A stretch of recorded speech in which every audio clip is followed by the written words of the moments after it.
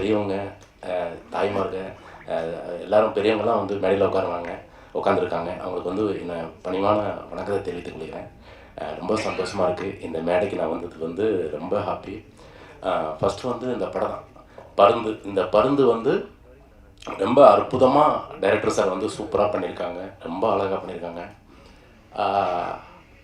இந்த சினிமா வந்து என்னை பொறுத்த வரைக்கும் கொஞ்சம் நான் ஈஸின்னு தான் சொல்லுவேன். அண்ணன் ஐயா வந்து கங்கையமரன் சார், பேரரசு சார், கதிரேசன் சார்லாம் ஃபஸ்ட்டு சினிமாவில் வந்துக்கிட்டு எங்கே கல், எங்கே முள், எங்கே மண், எங்கே ஜல்லி இருக்குன்னு அவங்களுக்கு தெரியுது.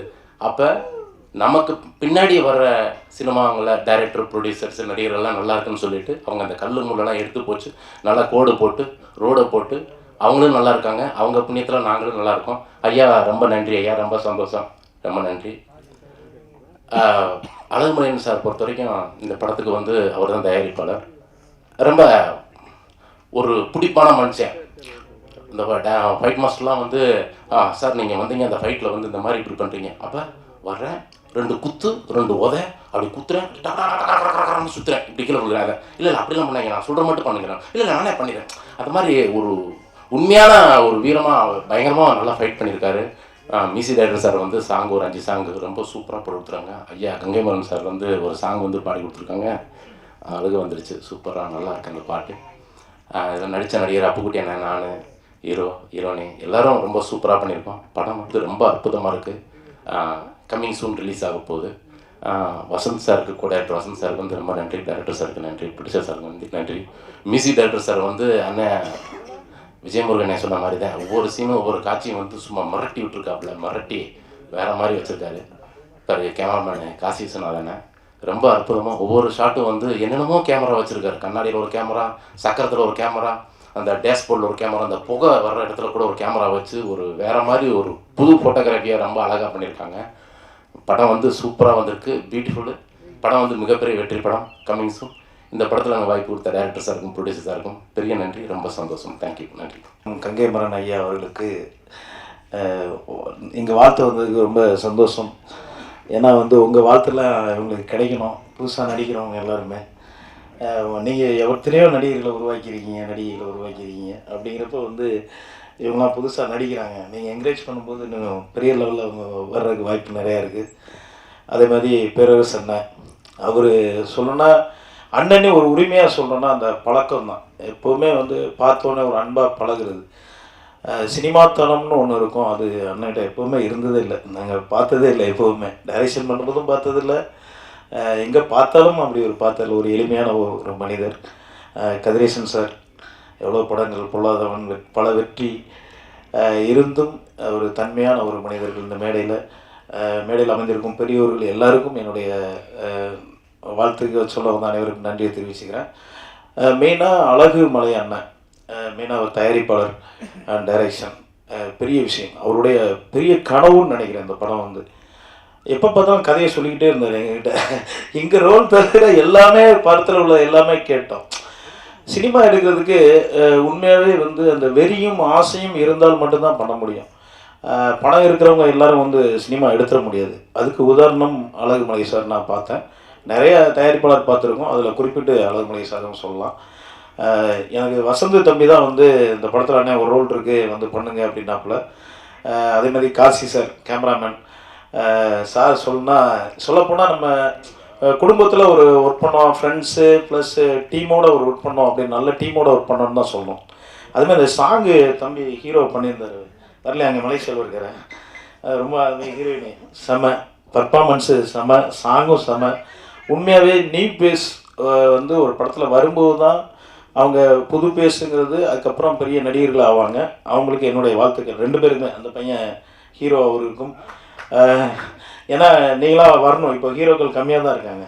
அதனால் உங்களை வந்து இன்னும் உங்கள் திறமையை காமிங்க. இந்த படத்தில் ரொம்ப நல்லா பண்ணியிருக்கீங்க. மெயின் அந்த கதை வந்து நானே கேட்டு மிரண்டேன். உறவு என்பது எவ்வளோ முக்கியம், உறவுகளை எப்படி காப்பாற்றணுங்கிற ஒரு இம்பார்ட்டன்ட், உறவுங்கிறது தவறிச்சுன்னா என்னென்ன ஆகுங்கிற ஒரு கதையை வந்து உண்மையாகவே தயாரிப்பாளர் வந்து தயாரிச்சு அதை துணிஞ்சி வந்து அதை டைரக்ஷன் நம்மளே பண்ணணுங்கிற வெறியோடு பண்ணது பெரிய விஷயம். வாழ்த்துக்கள் டீமுக்கு. இந்த ரோல் கொடுத்த எனக்கு இந்த ரோல் கொடுத்ததுக்கு ரொம்ப மகிழ்ச்சி, சந்தோஷம். வாழ்த்துக்கள், நன்றி, thank you. Thank you so much sir. Because எனக்கு இங்கே வந்திருக்க எல்லாரையும் பார்க்கும்போது ரொம்ப ஹாப்பியாக இருக்குது. பிகாஸ் எங்களுக்காக சப்போர்ட் பண்ணுறதுக்காக நிறைய பேர் வந்திருக்காரு. Gangaiamman sir, Karunakaran sir and sir எல்லாருமே வந்திருக்கீங்க. ஆக்சுவலி வந்திருக்க பெரியவா எல்லாருக்குமே என்னோட தேங்க்ஸ் அண்ட் வணக்கம். And thank you director as a producer sir for giving me the opportunity. And Gangaiamaran sir இந்த சாங் எழுதி நான் அதில் பெர்ஃபார்ம் பண்ணுறது எனக்கு ரொம்ப ஹாப்பியாக இருந்தது. Thank you sir. And Perarasu sir, எனக்கு வந்து உங்களோட ஃபிலிம்ஸ் நிறைய பார்த்து இருக்கேன், எனக்கு ரொம்ப பிடிக்கும். ஸோ அவரையும் நான் மறுபடியும் மீட் பண்ணுறதுல எனக்கு ரொம்ப ஹாப்பியாக இருக்குது. And editor sir and music director sir ரொம்பவே நல்லா பண்ணியிருந்தாங்க. எனக்கு மியூசிக்ஸ்லாம் ரொம்பவே பிடிச்சிருந்தது. ஸோ உங்களுக்கும் பிடிக்கும்னு நம்புகிறேன். அண்ட் தேங்க்யூ கோ ஆர்டிஸ்ட் எல்லாருக்குமே ரொம்ப தேங்க்ஸ். பிகாஸ் நல்லாவே கோஆப்ரேட் பண்ணாங்க. ஹாப்பியாக இருந்தது, செட்டில் ஒரு நல்ல வைபாக இருந்தது. And thank you media peoples, because எங்களுக்காக நீங்கள் டைம் ஸ்பெண்ட் பண்ணி நீங்களும் வந்து எங்களை நீங்கள் ப்ரொமோட் பண்ணுறதுக்கு. ஸோ உங்களுக்கும் என்னோட மனசார்ந்த நன்றி. Thank you all. Thank you so much. Thank you. First எனக்கு நான் வந்து அப்பா அம்மாவுக்கு தேங்க்ஸ் சொல்லணும்.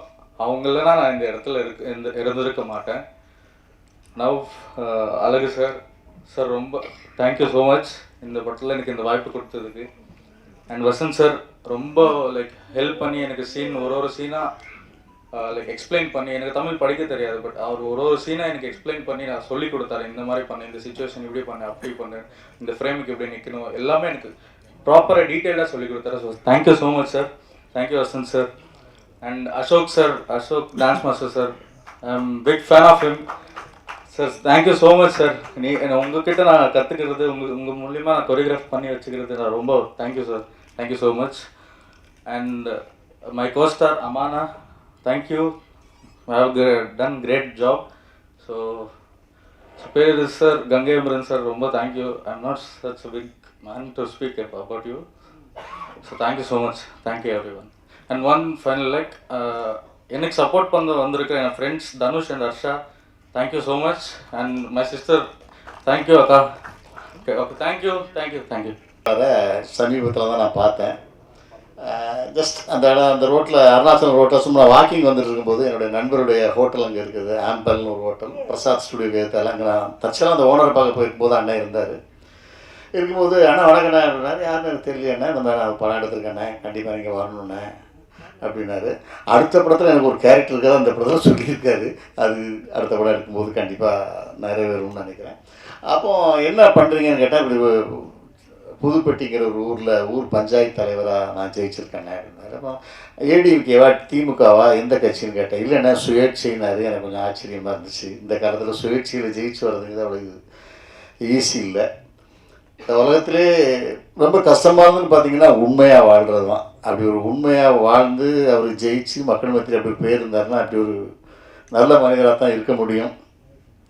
நான் இதுவரைக்கும் எந்த லஞ்சமும் வாங்கலைன்னு சொன்னார். அப்போ நான் சொன்னேன், உங்களுடைய காரில் கட்டியிருக்க கொடியை பார்க்கும்போதே தெரியுது, அப்துல் கலாம் கொடி கட்டியிருந்தார். அதனால நான் சொன்னேன், உங்கள் காரில் கட்டியிருக்க கொடியே உங்களை உணர்த்துது நீங்கள் எப்படிப்பட்ட மனிதருங்கிறத, அதனால் நீங்கள் சொல்லி தெரிய வேண்டியதில்லை அப்படின்னு சொன்னேன். இந்த படத்தை அவரே, நான் ஆக்சுவலாக அவர் கதை வசனம் ஏதாவது பண்ணிவிட்டு ப்ரொடியூசராக இருப்பார் அப்படின்னு நினச்சி உள்ளே வந்தேன். நான் தான் கேட்டேன், டேரக்டர் யார் அப்படின்னா, ஏன்னா அவர் அண்ணன் தான் பண்ணியிருக்காரு. நாங்கள் சரி, நல்ல விஷயந்தான். ஏன்னா இன்றைக்கி புது டேரக்டர்ஸ் நிறைய பேர் ஒரு கோடின்னு பட்ஜெட் ஆகி 2 கோடி 3 கோடின்னு எடுத்து வச்சுருந்தாங்க. அது ப்ரொடியூசரே பண்ணதுனால அதை சுருக்கமாக அழகாக கரெக்டாக பண்ணிட்டாரு. அதனால் அது வரைக்கு நல்ல விஷயந்தான். மற்றபடி இந்த படத்தில் உள்ள ட்ரெய்லர் சாங்ஸ் எல்லாம் பார்த்தோம். எனக்கு ஆக்சுவலாக அந்த ட்ரெய்லர் பார்க்கும்போது எனக்கு யாரை வரட்டுறாங்க என்ன கதை எனக்கு அவ்வளோ சரியாக கன்வே பண்ண முடியல. நிச்சயமாக இது ஒரு நல்ல படமாக இருக்கும்னு நம்புகிறேன்.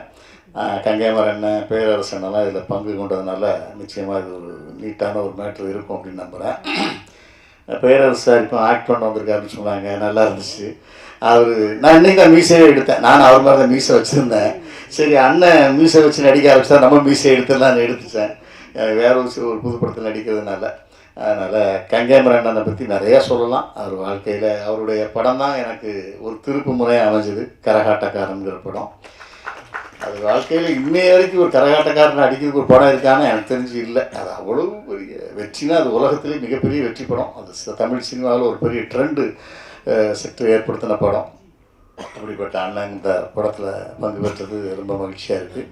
அதே மாதிரி டாக்டர் கருணாகரன் சார், இன்னொரு ஹீரோ இருக்காருன்னா கதிரேசன் சார். அவரும் இப்படி தான் அந்த ப்ரொடியூசர் மாதிரி சுயேட்சையாக நின்று தமிழ் திரைப்பட தயாரிப்பாளர் சங்கத்தில் செக்ரட்டரியாக ஜெயிச்சவர். அவரும் ஒரு ஹீரோ தான். அது மாதிரி கமலக்கண்ணன் மிகப்பெரிய ஹீரோ. அவர் வந்து ஒரு எம்ஜிஆர் மாதிரி, ஒரு குட்டி எம்ஜிஆர்னு சொல்லலாம். அவர் ஆஃபீஸுக்கு யார் போனாலும் சாப்பாடு, யார் போனாலும் காஃபி டீ கொடுத்து ஒரு விருந்தோம்பல் பண்ணுறதுல ஒரு அற்புதமான ஒரு மனிதர். அவரை மாதிரி ஆட்கள்லாம் பார்க்க முடியாது. அதே மாதிரி ப்ரொடியூசர் அழகுமலை, நான் சொல்லிட்டேன் அவரை பற்றி. பேரரசு சாரை பற்றி, அவரையும் பற்றி நான் பேசணும். ரொம்ப நல்ல மனிதர். அதாவது எல்லாத்துக்கும் ஒரு பிரச்சனைனா வந்துடுவார், கரெக்டாக நிற்பார். எனக்கு சமீபத்தில் ஏற்பட்ட ஒரு பிரச்சனை கூட முதல் ஆளாக வந்தது அவர் தான். சினிமாக்காரங்களில் அந்த மாதிரி ஒரு தமிழ் அந்த இயக்க சங்கத்துக்கு பொருளாளராக இருக்கார். அந்த மாதிரி ஆட்கள்லாம் இருக்கணும். அதாவது ஒரு பொதுச்சேவை ஒரு மனசோட வந்து பண்ணக்கூடிய அளவில் ஒரு நல்ல மனிதர். அது மாதிரி படத்தை நடிச்சிருக்க அத்தனை பேருமே நல்லா நடிச்சிருக்காங்கன்னு நினைக்கிறேன். படம் பார்த்தா தான் தெரியும். படம் பார்த்த பிறகு மறுபடியும் இந்த படத்தை பற்றி நிறையா பேசுவோம்.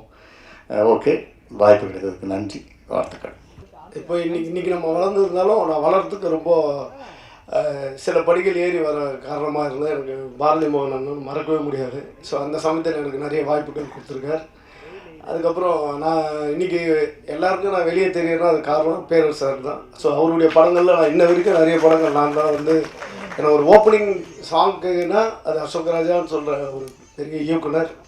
ஸோ அவருக்கு என்னுடைய நன்றியை தெரிவிச்சுக்கிறேன். மற்றும் மேடையில் இருக்கிறவங்க எல்லாருக்கும் என்னுடைய நன்றியை தெரிவிச்சுக்கிறேன். இதில் வந்து ஃபஸ்ட்டு வந்து நம்ம எவ்வளோ கஷ்டப்பட்டுருவோம் இந்த படத்துக்காக. வந்து நான் வேறு எந்த பாட்டுக்கு இப்படிலாம் அலைஞ்சு தெரியும். எல்லாமே ஸ்டுடியோக்குள்ளே மாட்டிக்குவோம், இல்லைனா ஏதோ ஒரு ஸ்ட்ரீட்டில் மாட்டோம், இப்படி தான் பண்ணுவேன். ஆனால் இந்த படத்தில் தான் எனக்கு வந்து ரோடாக பர்மிஷன் வாங்கிட்டு இந்த காரில் வந்து அந்த காரில் தாண்டுறது, அந்த காரில் இருந்து இந்த காரில் கேமரா வச்சு மேலே பருந்து படத்துக்கு ஏற்ற மாதிரி மேலே பருந்து மாதிரி இன்னொரு கேமரா ஃபாலோ பண்ணுறது ரொம்ப கஷ்டப்பட்டோம் இந்த படத்துக்கு. அந்த சாங்லாம் பார்க்கும்போது ரொம்ப உங்களுக்கு இன்ட்ரெஸ்ட்டாக இருந்திருக்கும். அந்த பாட்டு அவ்வளோ இன்ட்ரெஸ்ட்டாக வரதுக்கு காரணம் பார்த்திங்கன்னா மியூசிக் டைரக்டர் தான். ரொம்ப அற்புதம். அந்த படத்தில் பண்ண ஈரோடு மேடமும் விநாயக் சார் வந்து அந்த ஒரு டூயிட் பாட்டுக்கான அவங்க பண்ண அந்த கஷ்டம்லாம் எங்களுக்கு தெரியும். அந்த வெயிலெல்லாம் எப்படி அந்த இடம்லாம் முள்ளெல்லாம் குத்தி அவங்களுக்குலாம் க்ளீன் பண்ணி ஒரு லொக்கேஷன் பேக்ரவுண்ட் நல்லா இருக்கும்போது நம்ம ஃப்ளோர்லாம் பார்க்க மாட்டோம். ஸோ அந்த இடத்துலலாம் அவங்க கஷ்டப்பட்டு பண்ணாங்க. ஸோ அந்த பாட்டு இன்றைக்கி இன்ட்ரெஸ்ட்டாக இருக்குன்னா தான். அதுக்கப்புறம் பார்த்திங்கன்னா அதில் கதையோடு ஒரு 2 பாட்டு வந்து அற்புதமாக பண்ணியிருந்தாரு நம்ம டைரக்டர் வந்து. ஸோ அந்த சாங்கை வந்து நாங்கள் எப்படி பண்ணலாம், ஏன்னா கதை சொல்லுது. அந்த 2 பாடல்கள் மட்டும்தான் கதை சொல்லுவோம். ஒன்று வந்து தேடி போகிறது, இன்னொன்று அதை பிடிச்சதுக்கப்புறம் அந்த கிளைமேக்ஸுக்கான ஒரு பாட்டு இருக்குது. அது ரொம்ப அற்புதமாக பாடியிருந்தார் கங்கைமரன் சார். அதுக்கு வந்து ரொம்ப நன்றி. ஸோ நான் அந்த பாட்டை கேட்ட உடனே ஸோ நம்ம ஒரு நடன இயக்குனர்ன்றதுனால அந்த பாட்டுக்கு உயிரை எப்படி கொடுக்கலாம் அப்படி என்னன்னு சொல்லி எனக்கு ரொம்ப ஃப்ரீடம் கொடுத்தாரு அழகு சார். அப்புறம் அந்த படத்தில் கேமராமேன் சாருக்கு ரொம்ப தேங்க்ஸ் சொல்கிறோம். ரொம்ப சூப்பர். அது அந்த எடிட்டிங்கில் கூட பார்த்திங்கன்னா அவ்வளோ அழகாக வந்து சேர்த்து கொடுத்தாரு நம்ம எடிட்டர். அவருக்கு நான் நன்றி சொல்வேன். அற்புதமாக பண்ணார். ஸோ அந்த பாடலில் வந்து உயிரே பார்த்திங்கன்னா இதில் அந்த பாட்டை நீங்கள் வந்து விஷுவலுக்கு பார்க்கலாம். கண்ணை மூடி நீங்கள் வந்து கங்கைமரன் சாருடைய வாய்ஸ் கேட்டாலுமே நம்மளுக்கெல்லாம் அப்படியே ஒரு மாதிரி ஃபீல் ஆகிடுவோம். ஸோ அந்த மாதிரியான ஒரு பாடல் அது. அந்த பாட்டுக்கு வந்து உயிர் கொடுக்க எனக்கு ரொம்ப கஷ்டப்பட்டு ஆதித்யா ரொம்ப நல்லா பண்ணியிருக்காங்க. அவருக்கெல்லாம் ஒரு சூப்பர் லைஃப் இருக்குது. அவருக்கு செம்மையாக பண்ணியிருக்காரு. அதை வந்து நாங்கள் சொல்கிறோம் இப்படி பண்ணுப்பா அவ்வளோதான் சொல்கிறோம். ஆனால் அதை உணர்ந்து பண்ணுறது ஒரு விஷயங்க. அது வந்து கடவுள் கொடுக்குற கிஃப்ட் அதெல்லாம். ஸோ அவர்லாம் ரொம்ப நல்லா பண்ணியிருக்காரு. நானே அந்த பாட்டை பார்த்துட்டு உடனே எடிட் பண்ணி இமிடியேட்டாக நான் அவங்க அப்பாவுக்கு ஃபோன் பண்ணி அவருக்கு முதல் தேங்க்ஸ் சொல்லுங்கள், அவர் அற்புதமாக பண்ணியிருக்காரு. ஏன்னா அந்த மாதிரி ஒரு எங்களுக்கு தான் இன்றைக்கி பேக்ரவுண்டு யாருமே இல்லை. இன்றைக்கி நிறைய மீடியாஸ் இருக்குது, நீங்கள்லாம் இருக்கீங்க. எங்களுக்கு நான் வரும்போதில் யாரும் இல்லை. ஸ்டேஜில் ஆடி அது வேறு வழி. இன்றைக்கி இந்த மாதிரி ஆளுங்கள்லாம் நம்ம வெளியே வந்தால் நல்லாயிருக்கும். நல்லா திறமசாலி. அவர்லாம் வந்து ஒரு பெரிய நடிகராக வர்றதுக்கான எல்லா வாய்ப்பும் இருக்குது. அதே மாதிரி அழகு சார் வந்து சும்மாவே இருப்பாருங்க. அவர் வந்து ஒரு 10 பேரில் வச்ச மனுஷன் மாதிரி எல்லாமே பண்ணுவாருங்க. சாப்பாடு போகிறதுலேருந்து கூட இருக்கிறதுலேருந்து உங்களுக்கு பேமெண்ட் வந்து கம்மியாக இருந்தாலும் ஆனால் ஃபோன் பண்ணி சொல்லி கரெக்டாக வந்து இந்த மாதிரி கிடைக்கிறதுலாம் பெரிய விஷயம். அது ரொம்ப நன்றி சார். இங்கே நிறைய பேர் வந்திருக்காங்கன்னா காரணம் நீங்கள் நடந்துக்கிட்ட விதம் சார். நீங்கள் வந்து அந்த விஷயத்தில் நான் இங்கே எல்லாம் ஓப்பனாகவே சொல்கிறேன். நல்லா நீங்கள் வந்து ஒரு டெக்னீஷியனுக்கும் அள்ளி கொடுக்கலாலும் என்ன வேணுமோ அதை கரெக்டாக செஞ்சீங்க சார். அதை வந்து எனக்கு வெரி ஹாப்பி. இது மாதிரி தான் நிறைய இடத்துல நாங்களாம் எவ்வளோ மிஸ் பண்ணியிருக்கோம் உழைச்சதுக்கு. பட் நீங்கள் வந்து சின்ன படமாக இருந்தாலும் அது கரெக்டாக கொடுத்து அது ரொம்ப பெரிய விஷயம். அதுக்கு நன்றி சார். அது மட்டும் இல்லாமல் அவர் தான் பாடல்கள் எழுதினாருன்றது வந்து என்னால் இதுவே பண்ண முடியல. அப்புறம் தான் தெரிஞ்சது அவர் ஃபுல் டீட்டெயில் அழகாக சொல்கிறாரு. சார் இப்படி இருந்தது அந்த பாட்டு அப்படின்ட்டு. ஸோ இந்த மாதிரி இந்த படமே அப்படி தான் ரொம்ப இன்ட்ரெஸ்டாக இருக்கும். இது வந்து நீங்கள் மக்கள்கிட்ட இந்த மீடியா சேர்த்து இது ஒரு பெரிய லெவலில் வரணுன்றது தான் என்னுடைய ஆசை. இந்த மாதிரி தயாரிப்பாளர்கள் நிறைய படங்கள் பண்ணணும், இந்த மாதிரி இயக்குநர்கள் நிறைய இந்த மாதிரி வரணும், இந்த மாதிரி நடிகர்கள் நிறைய பேர் உருவாகணும், டெக்னீஷியன் எங்களை மாதிரி டெக்னீஷியன் வேறு சார். இப்போ நாங்கள் வந்து சின்ன படங்கள் கூட எல்லா டெக்னீஷியனும் பண்ணுவோங்க. இப்போ என்னென்னா பெரிய மாஸ்டர் தான் பெரிய படங்கள் தான் அப்படின்னு ஒரு முத்திரை இருக்குது. அப்படி இல்லை, நாங்கள் சின்ன படங்களும் நிறைய பண்ணியிருக்கோம், அப்படி தான் வளர்ந்து வந்திருக்கோம். ஸோ அதனால் இந்த படம் வந்து ஒரு பெரிய வெற்றி அடையணும்னு நான் வேண்டிக்கிறேன். நன்றி, வணக்கம். தம்பி இயக்குனர் வசந்த் சொன்ன மாதிரி தான் வந்து எனக்கு ஒரு பெரிய பலம்னா அது தம்பி வசந்தகுமார் தான். ரெண்டாவது காசி சொன்னார் அண்ணே வந்து. ஏன்னா இவங்க 2 பேரும் இல்லைன்னா இந்த படத்தை நான் எடுத்துருக்க மாட்டேன். ஒன்று. ரெண்டாவது கதை வந்து எல்லாருமே நம்ம கிராமத்தில் வாழ்கிற அந்த வாழ்க்கை இயல்புகளை சொல்லணும்னு நான் 2002 ஓடியாந்தேன். எல்லோரும் மொழி பைய தூக்கிட்டு சென்னைக்கு வந்து ஒரு இடத்துல இருந்து எடுபடி வேலைகள் பார்த்துக்கிருந்தேன் ஒரு 2-3 நாள். அதுக்கு மேலே நம்ம கொஞ்சம் கோவம் பயங்கரமாக வரும். அந்த கோவம் தான் இந்த தூரத்துக்கு வந்தது வந்து. இது என்னடா நம்ம ஊரில் பேசாட்டு வயக்காட்டுக்கு வேலைக்கு போகலான்னு சொல்லிட்டு திரும்ப அங்கே ஓடிட்டேன். ஓடி போய் அங்கே உழைப்பால் முன்னுக்கு வந்து என்னுடைய தேவையான வாழ்க்கையில் வாழ்ந்துக்கிட்டு இருக்கும்போது இது என்னை தொட்டுக்கிட்டே இருந்துச்சு. இதுக்கு முழுக்க காரணம் கங்கை மரப்பா தான் வந்து. என்னென்னா கும்பகரை தங்கையா படம் எடுத்துக்கிருந்தார் வந்து. எங்கள் ஊர் கலந்துரில் அவர் படம் போகிற 4 தெண்டல் பாட்டுக்காக போகிற அங்கேயே எடுத்துக்கிருந்தார் வந்து. அப்போ பள்ளிக்கூடத்தில் அரக்கால் டவுசரோட ஒரு பையன் தூக்கிட்டு இந்த மாதிரி சினிமா எடுக்கிறாங்கன்னு சொன்னால் பெரிய அரிது எங்கள் கிராமத்தில் வந்து. அப்போ போனேன், ஒரு 100-150 பேர் போனாங்க, கை கொடுக்கணும்னு பார்க்குறாங்க. யாருமே அவர் கை கொடுக்க முடியல கூட்டத்துக்குள்ளே. நான் குட்டிகிட்டு இருக்கும்போது உள்ளே நுழைஞ்சி போனேன், அப்படின்னு ஒரு கையை கொடுத்தாரு. அந்த கை தான் இன்றைக்கி இந்த இடத்துல வந்து நிற்கிது. அதுக்கு எங்கள் அப்பா ஆனால் அவருக்கு மறந்துட்டார். நான் யாருன்னே தெரியாதில்ல. அப்புறம் இதெல்லாம் முடித்து நான் திரும்ப இந்த சினிமாக்குள்ளே வரணும்னு நினச்சி வரும்பொழுது பாட்டு எழுதிட்டு அப்போ சொன்னேன் வந்து இந்த மாதிரி அப்பா தான் பாடணும்னு சொல்லிட்டு. இப்போ போய் கேட்டப்போ ரொம்ப நான் ஒரு புது இயக்குனர், புது பாடல் அதெல்லாம் எதுவுமே கேட்கல. என்னப்பா பாட்டு சொல்லுங்கப்பா எழுதிடுறேன். அதில் மதுரைன்னு சொன்னதுமே அப்பா வந்து ரொம்ப உச்சத்துக்கு வந்துட்டார் வந்து. மதுரைக்கார பிள்ளையா அவனுக்கு உடனே செஞ்சு கொடுக்குறேன்னு சொல்லிட்டு நான் கேட்ட ஒவ்வொன்றுக்கும் இன்றைக்கி வரைக்கும் மறுக்காமல் செஞ்சுக்கிருக்க கங்கையன் அப்பாவுக்கு ரொம்ப ரொம்ப நன்றி. அது போக குறிப்பாக சொல்லணும், பேரரசு சார்லாம் ஒரு நாளில் வந்து அவருடைய அந்த சினிமா அப்படிங்கிறது பேரரசு அப்படிங்கிற மாதிரி, சாரி பேரை சொல்லுங்க மன்னிக்கவும், அதனால் பேரரசு சார் வந்து அந்த மாதிரி ஒரு செஞ்சு கொடுத்துட்டு வந்தார் எங்களுக்கு வந்து. அப்புறம் குறிப்பாக சொல்லணும் பங்காளி சென்றேன், அவரெல்லாம் வந்து எங்களுக்கு சினிமா தெரியாதுல்ல. நெசமலை ஃபஸ்ட் சீனில் போட்டு அடிச்சு விட்டேன் மாட்டுத்தாவணி பஸ் ஸ்டாண்டுக்குள்ளே விட்டு. நெசமலை ஐயாப்பான்னு கத்துறாப்புல வந்து கூப்பிட்டு வந்து யோ நெசமலை அடிக்காதியா பைய அடியா அப்படின்னு சொல்லிட்டு வந்து. ஏன்னா அந்த மாதிரி என்னென்ன தெரியல, அடிங்க சார்னு வசந்து சொன்னமே அடிக்க ஆரம்பிச்சாச்சு வந்து. அந்த மாதிரி பங்காளி கூட இருந்து ஒரு பெரிய சப்போர்ட்டு. அப்புக்குட்டி அண்ணன் அவருக்கு ரொம்ப சப்போர்ட் ரொம்ப. அப்புறம் அசோக் மாஸ்டர், நான் என்ன நினைக்கிறோமோ அதை அப்படியே கொண்டு வந்து விட்டவர் வந்து அசோக் மாஸ்டர் வந்து. அவர் நம்பலை, என்ன எவரா பாடல் எழுதினார் அப்படின்னு சொல்லிட்டு வந்து. ஆனால் நான் அந்த பிடிவாதத்தில் மாறலை. கங்கை மரப்பா தான் பாடணுங்கிறதுல வந்து நான் என்னை மாறவே இல்லை. வேறு யாரும் பாட வேணான்னு சொல்லிட்டு வந்து. அது மாதிரி அந்த தெற்கு பக்க காற்று கூட ஒரு சகோதரி அவங்க பாடுங்க ஸ்ரீவர்தினி, அவங்க இந்த விஜய் டிவி சேனலில் பார்த்துக்கிருந்தேன். அப்போ அந்த பாட்டு பாடிக்கிருந்தாங்க. அந்த வாய்ஸ் எடுத்து நான் தான் சாருக்கு சொன்னேன், இந்த பாட்டுக்கு இந்த வாய்ஸ் தான் வேணும் அப்படின்னு சொல்லிட்டு. ஏன்னா அது ஒரு 25-30 வருஷம் நான் சினிமாக்குள்ளே ஒரு 10-12 வயசு மேலே அந்த காதல் வந்து மாறலை.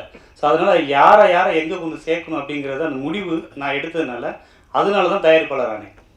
இப்போ நான் ஒரு கதையை கொண்டு வந்து ஒருத்தர் போய் சொன்னால் யார் கேட்பா வந்து வேட்டி சட்டை கட்டியிருக்கேன் கிராமத்துக்காரன் சொன்னால் யார் கேட்குறது வந்து.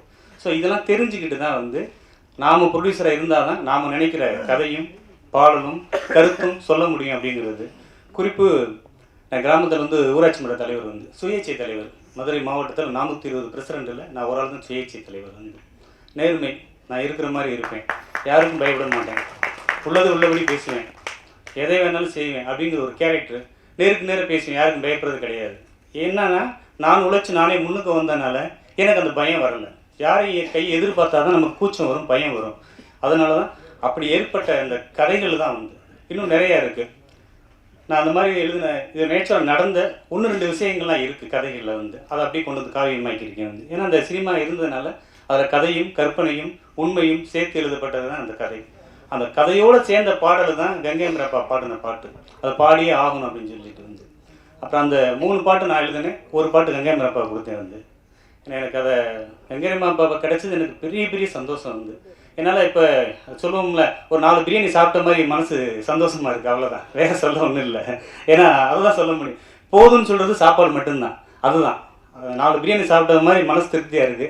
அங்கே இப்போ கிடச்சிருக்கு. இப்போவும் வந்து எப்படியாவது அப்பா கொண்டு வந்து வர வச்சு நடத்தணும், செய்யணும், இந்த பிள்ளைங்களுக்குலாம் எங்களுக்கு ஒரு பேர் வரணும், நம்ம நல்லா உழைச்சிருக்கோம். டான்ஸ் மாஸ்டர், ஃபைட் மாஸ்டர் எல்லாருமே. ஃபைட் மாஸ்டர்லாம் வசந்த் சொன்னது மாதிரி குதிரை மாதிரி நிற்பார், ஏதாச்சும் சொன்னால் அப்படி எடுக்குவார் டக்குன்னு வந்து. ஸோ அந்த மாதிரி ஒரு மனிதன் வந்து நான் சொன்னேன், அண்ணே மனசு வழியான என்னை போட்டு அடிக்கிறானே, நான் அடிக்கிற மாதிரி வைன்னு சொன்னேன். எனக்கு கேட்கல. ஏன்னா என்னதான் போட்டு அடிச்சிருக்காரு மனசு வழியான. இன்னைக்கு படத்தில் பார்த்தேன். அப்போ தம்பி வசந்தில் கேட்டேன், என்னையே போட்டு அடிக்க வச்சிருக்கீங்கன்னு சொல்லிட்டு வந்து.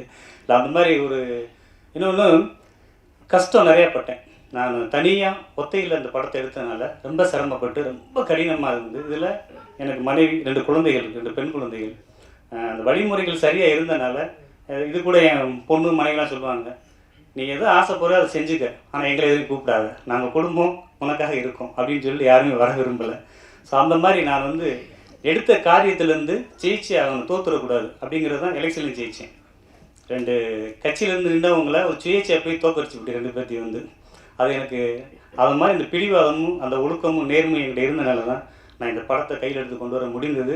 இதுக்கு எனக்கு உறுதுணையாக இருந்த காசி அண்ணன், தம்பி Vasanth, Ashok master sir, Murugan sir, fight master sir, எல்லாருமே, யாரையும் குறை சொல்றதுக்குலாம் ஒன்றுமே இல்லை, எல்லாருக்குமே என்னுடைய பணிவான நன்றியை தெரிவித்துக் கொள்கிறேன். நன்றி நன்றி நன்றி. முதலாளிகள் வந்து அந்த மேடையில் பாருங்கள் லைனாக உட்காந்துருக்கேன். டைரக்டர், ப்ரொடியூசர் எல்லாமே வெற்றி கொடுத்தவங்க. கங்கை அமர் சார், பேரரசு சார், பாரதி சார், எல்லாருமே இந்த மேடையில் அமைஞ்சிருக்கு. ரொம்ப இதெல்லாம் வந்து கடவுள் பாக்கியம். இந்த மாதிரி அமையறது வந்து எல்லா ஆடியோ ரிலீஸும் 22 பேர் வருவாங்க, இதெல்லாம் வந்து அந்த டீமுங்க இருப்பாங்க. இங்கே வந்து எல்லாமே முக்கியமான வெற்றி கொடுத்த முக்கியமான ஆளுங்க தான் வந்திருக்காங்க. எல்லாருக்கும் இங்கே வந்திருக்க அனைத்து வெற்றி வேட்பாளருக்கும் என்னுடைய மனமார்ந்த நன்றி தெரிவிக்கிறேன். ஒரு 4 நாளைக்கு முன்னாடி சார் வந்து நான் ஆஃபீஸில் இருந்தேன், சங்கத்தில் இருக்கும்போது ஒரு 4-5 பேரை வந்தாங்க. என்ன இது ஏதோ பஞ்சாயத்து போல் இருக்குது, ஒரு ஆளை பார்த்தா கருப்புங்கம்மா எல்லாம் வேஸ்ட்டு கேட்டிங்கன்னு பந்தா வராரு, ஏதோ பஞ்சாயத்துக்கு வராரு போல இருக்குன்னு நினச்சிருந்தேன். சரி முரளி சார் தான் லெட்டர் கொடுத்த இது கொடுத்து அழைப்பு கொடுத்தாரு. சரின்னு சொல்லிவிட்டு அவரும் எதுவுமே பேசலை, கம்முனே போயிருந்தார். எப்பா கூப்பிட்டேன், என்னப்பா யார் அவர் என்னன்னு கேட்டேன். இல்லை சார் அவர் தான் சார் ப்ரொடியூசர். எப்பா கூப்பிடுப்பா அவரை அப்படின்னு சொல்லிவிட்டு கூப்பிட்டு அவருக்கு சால்வு மரியாதை எல்லாம் போட்டு, தயாரிப்பாளர் சங்கத்தில் புதுசாக வந்திருக்காருல்ல, சங்கனா என்னன்னு தெரியணும் அப்படின்னு சொல்லிட்டு சால்வு எல்லாம் போட்டது. அப்போ தான் தெரிஞ்சது அவ்வளோ குழந்தை மனசாக இருக்கார். தோற்றங்கள் ஒரு மாதிரி இருந்தாலும் உள் மனசு வந்து ரொம்ப குழந்தை மனசாக இருக்குது. இந்த மதுரைனாவே இந்த பிரியாணி பற்றி பேசுகிறது பார்த்தீங்களா? ஏன்னா இந்த மட்டன், நான் அடிக்கடி மதுரைக்கு போனாக்கா அங்கெல்லாம் சிக்கனே சாப்பிட மாட்டாங்க, ஒன்லி மட்டன் தான். எத்தனை வகை போட்டாங்க கல்யாணத்தில் இதுதான் கேட்பாங்க. அந்த மாதிரி மதுரை மண்ணுனாவே பிரியாணி பற்றி பேசிட்டு போகிறாரு. இருக்கட்டும், ரொம்ப நன்றி. அதுபோல் ஒரு தம்பி பேசினார், இந்த தயாரிப்பாளர் சங்கத்தில் வந்து படம் எடுக்கிறோம், அந்த படம் வந்து ஓடலை, அதாவது ஓடலை விற்பனை ஆகலை அப்படின்னு சொல்கிறார். உண்மைதான். இதுக்கு முன்னாடி எப்படி இருந்ததோ அதெல்லாம் விட்டுடுங்க. இப்போ நாங்கள் வந்து எங்கள் எல்லா ஆஃபீஸ் பேரரும் ஒரு சிஸ்டத்தை ஏற்படுத்தியிருக்கோம். இந்த 26ஆம் தேதி வந்து பொதுக்குழு நடந்து, ஏப்ரல் 26. எந்த ஒரு படம் எடுத்தாலும் தயாரிப்பாளர் சங்கத்தில் அந்த படத்தை வந்து அங்கே பதிவு பண்ணணும். யார் டைரக்டரு, யார் வந்து கேமராமேனு, யார் யாருக்குன்னா அந்த ஆடியன்ஸு, டெக்னீஷியன்ஸு எல்லாரும் வந்து ஒரு அப்ளிகேஷன் வச்சுருக்கோம். அங்கே மட்டும் பதிவு பண்ணி, அந்த பதிவு பண்ணி ரிசர்வ் பண்ணணும் எங்கள் தயாரிப்பாளர் சங்கத்தில். சும்மா ஏதோ போனோம் வந்து ஏதோ படம் எடுக்கிறதுன்னு இருக்கக்கூடாது. எல்லாம் தயாரிப்பாளர் சங்கத்தில் வந்து பதிவு பண்ணி அதுக்கு ஒரு வழிமுறை ஏற்படுத்தியிருக்கோம். ஏன் சொல்கிறேன்னா, கதை நல்லா இருந்தால் நல்ல டைரக்டர் வச்சு அந்த கதையை வந்து வெளி உலகத்துக்கு கொடுத்தோம்னாக்கா அந்த படம் கண்டிப்பாக ஓடும். சின்ன படம்லாம் நிறைய படம் இப்போ பார்த்தீங்களா, சமீபத்துலலாம் சின்ன படம் தான் ஓடின்னு இருக்குது. எல்லாம் நான் ஒரு வாரத்துக்கு முன்னாடி போனேன், ஒரு 5Dயில் கேமராவில் எடுத்துகிட்டு அது ஒரு படம்னு எனக்கு எத்தனை காணணும். சரி கூப்பிட்டாங்களான்னு போய் பார்த்தா, இப்படி ஒரு படம் எடுத்தால் அந்த படத்தை எடுத்தால் எப்படி ஓடும்? கண்டிப்பாக ஓடும். அதுக்கு போய் டெக்னீஷியன் அது இதுன்னு போட்டு ஒரு 5 லட்சம் 10 லட்சம் ரூபாய் படம் எடுத்து தயாரிப்பாளர் சங்கத்தை குறை சொன்னால் என்ன பண்ண முடியும்? ஒன்றுமே செய்ய முடியாது. தயவு செய்து சொல்ல, படம் எடுத்தால் நல்லா ஒரு வாட்டி 10 வாட்டி அந்த கதையை கேளுங்க. அந்த கதையை கேட்டு டெக்னீஷியன்லாம் நல்லா அழகாக எல்லாம் செட் பண்ணி அந்த படம் எடுங்க, கண்டிப்பாக வெற்றி கிடைக்கும். ஏன்னா நான் வந்ததுமே போனேன் பாட்டு இசையமைப்பில் ரொம்ப நல்லா பண்ணியிருக்கேன். பாட்டு உண்மையிலே நான் பெருமை சொல்ல நல்லா இருந்தது. இந்த படத்துடைய கேமராமேன் வந்து எனக்கு ரொம்ப நண்பர், ரொம்ப ஃப்ரெண்டு எனக்கு. அவர் வந்து பார்த்திங்கன்னா ரொம்ப அமைதியாக இருப்பார், மரியாதைனா அவர்கள் தான் கற்றுக்கணும். ஆனால் தொழிலில் பார்த்தா சிங்கமாக இருப்பார். நல்லா சூப்பராக பண்ணக்கூடிய தயாரிப்பாளர் தான் இந்த கேமராமேன் தான் இங்கே இருக்கார். அதுபோல் இந்த படம் வந்து பறந்து அப்படியே பறந்து போயினே இருக்குது. அது பறந்து போய் எங்கே போனோம், ஆடியன்ஸ் போய் பார்க்கணும் அந்த பருந்து. அப்போது அந்த பருந்து வந்து ஆடியன்ஸுக்கு போகிறது யாருன்னா பத்திரிகையாளர் தான். நீங்கள் தான் அந்த படத்தை வந்து விளம்பரத்தை பண்ணி எடுத்து போய் ஆடியன்ஸுக்கு காமிக்கணும். அதுபோல் இந்த படம் வந்து விளம்பரம் வந்து நம்ம வீட்டு வாசப்படியே தொட்டு பார்க்கணும். இன்றைக்கி இருக்கிற பொசிஷன் சொல்கிறேன், அந்த விளம்பரம் வந்து வீட்டு வாசப்படியை தொட்டு பார்த்தா தான் வீட்டில் இருக்கிறவங்க வந்து படத்தை வந்து பார்ப்பாங்க. தயவு செய்து இந்த படம் வந்து தேட்டரில் பாருங்கள். எல்லோரும் வீட்டில் உட்காந்து செல்லில் பார்க்காதீங்க. செல்லில் பார்த்தீங்கன்னா அது நல்லா இருக்காது. நிறைய பேர் பார்க்குறேன் வீட்டில் செல்லில் வச்சு அது கனெக்ஷன் டிவியில் கொடுத்து பார்ப்பாங்க. அந்த மாதிரி பார்த்தோன்னா படம் பார்க்குறதுக்கு ஒரு திருப்தியே இருக்காது. எல்லாரும் இங்கே இருக்கிற எல்லா ஆடியன்ஸும் சொல்கிறேன், இங்கே வந்திருக்க எல்லாருமே தயவு செய்து வசதி வாய்ப்பு இருக்கலாம், வீட்டில் ஹோம் தேட்டர் இருக்கலாம், என்னதான் ஹோம் தேட்டர் இருந்தாலும் நீங்கள் தேட்டரில் போய் பார்த்தா அது பார்த்தீங்களா எப்படி இருக்குது அழகா, என்ன அழகாக பண்ணியிருக்காங்க பாரு. அந்த மாதிரி தேட்டரில் போய் பாருங்கள். ப்ரொடியூசரை வந்து காப்பாற்றணும். உங்கள் ஆடியன்ஸ் வந்து நல்ல படம் ஃபஸ்ட் கிளாஸாக பண்ணியிருக்காங்க. நல்ல team, first class team, director, இசையமைப்பாளர், இந்த டீமை பார்த்தா எனக்கே பொறாமையாக இருக்குது. அவ்வளோ நல்லா பண்ணியிருக்காங்க. தயவுசெய்து செல்லில் பார்க்காதீங்க.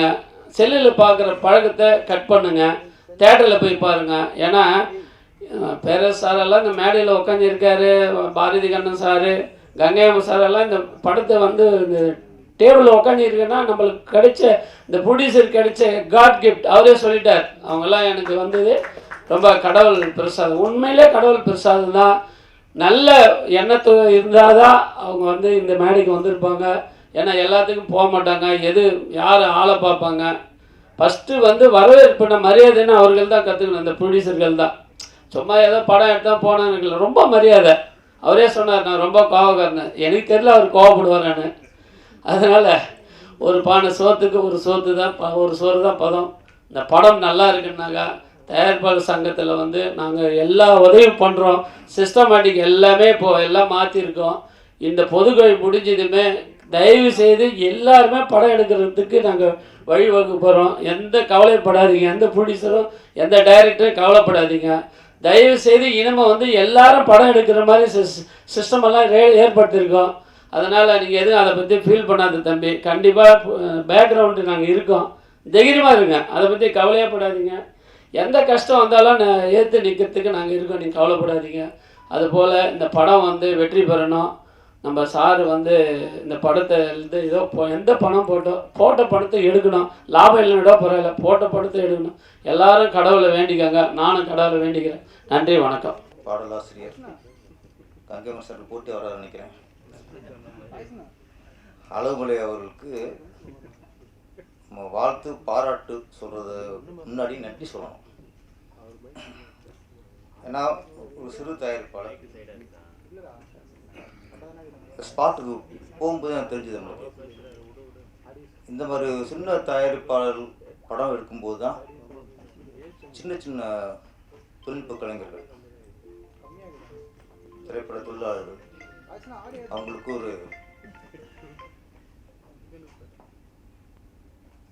ஒரு வேலை வாய்ப்பு கிடைக்குது. பெரிய படங்கள் பிரச்சனை இல்லை, பெரிய இருக்கும் சம்பாதிச்சவங்க தான் இருப்பாங்க. அதில் இந்த மாதிரி தயாரிப்பில் வரும்போது தான் சின்ன சின்ன நடிகர்கள், சின்ன சின்ன கலைஞர்களுக்கெல்லாம் ஒரு வேலை வாய்ப்பு. இவர் மாதிரி இன்னைக்கு தமிழ் திரையுலகில் 80% இவங்கள மாதிரி சின்ன பிடிச்சிட்டு தான் படம் பண்ணுறாங்க. அப்போ இவங்களால தான் இன்றைக்கி சினிமா வாழுது, சினிமா கலைஞர் வாழ்கிறாங்க, இவங்களால இங்கே சாப்பிட்றோம். அந்த வகையில் முதல்ல அவங்க ஒரு சினிமாக்காரனா அவங்களுக்கு நான் நன்றி சொல்லிக்கிறேன் சார். வணக்கம் சார், உங்கள் வாழ்த்துக்கள், பாராட்டுகள்.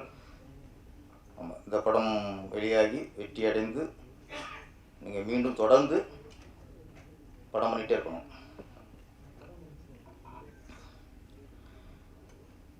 அப்புறம் இந்த சிறப்பு வந்து நம்ம தமிழ் திரையுலகில் உண்மையான சகலகலா உள்ளவன் யாருன்னா கங்கைமரன் சார் தான். எதை தொட்டாலும் ஹிட். பாட்டு அவர் எழுதின பாட்டு எத்தனையோ பாடல்கள் மிகப்பெரிய வெற்றி அடைஞ்சிருக்கு.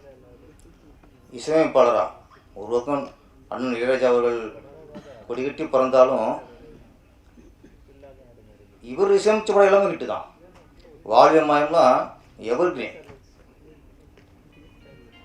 இயக்குனரா நீங்கள் எத்தனை இயக்குனரும் வரலாம் சார், ஆனால் கரகாட்டக்காரன் மாதிரி வசூலில் எந்த இயக்கம் முறியடிக்கல. உச்சம். அது ஒரு உண்மையான ஒரு சகலகலா உள்ளவன். இந்த சின்ன ஒரு யூனிட்டில் நீ இணைஞ்சது இந்த படம் பெரிய படம் ஆயிடுச்சு. அதில் நம்ம அழகுமலை சார் பாடல் எழுதி அவர் பாடின பாடல் குழந்தை பருவம் பாலுபத்தி தேடும், வாலிப பருவம் முதுமையை தேடும், முதுமை பருவம் முடிவை தேடும். வாழ்க்கை தத்துவம் தான் கரெக்டாக நல்லா இருக்குது. ஆனால் கங்கையான் சார் பாடினார், ஆனால் அவர் பார்க்கும்போது உள்டால போகுது. முதுமை பருவம் இளமையை தேடும்னு வருது. அவர் காஸ்டியூமை பாருங்க, அவர் வயசுக்கு போடுற ட்ரெஸ் அது. நான் பக்கத்தில் எனக்கு கூச்சமாக இருக்குன்னா நம்ம இந்த மாதிரி ட்ரெஸ்ஸை போட்டு போட்டோமே, நம்ம ஒரு டிஷர்ட்டை போட்டு வரலாமேன்ட்டு. பின்னாடி பார்த்தா ஹேர் ஸ்டைல் பாருங்கள், ஒரு குடுமி, ஒரு நார்த் இந்தியன் 18 பேர் தான் போடுவான். அப்போ முதுமை பருவம் இளமையை தேடும் தான் உங்களுக்கு பாடியிருக்கணும் எல்லாருக்கும். நாங்களாம் கட்டத்தில் இருக்கோம். பாருங்க, டைரக்டர் இளமையில் இருக்க அவரு வேஸ்ட்டை போட்டு வந்திருக்காரு. இந்த கண்ணன் பாருங்க, அவெல்லாம் இல்லை இந்த கருணாகரன் சார்லாம் அவங்க வயசுக்கு எதுவுமே போடுறாங்கல்ல. சரி, ஓகே. அப்புறம் ரோஜா ரோஜான்னு ஒரு கதாநாயகி சார், அவங்க செம்பருத்திங்கிற படத்தில் பிரசாந்த் ஹீரோ, அவங்க ஜோடியாக நடித்தாங்க. பெருசாக மக்களுக்கு போய் சேரல போல இருக்கு.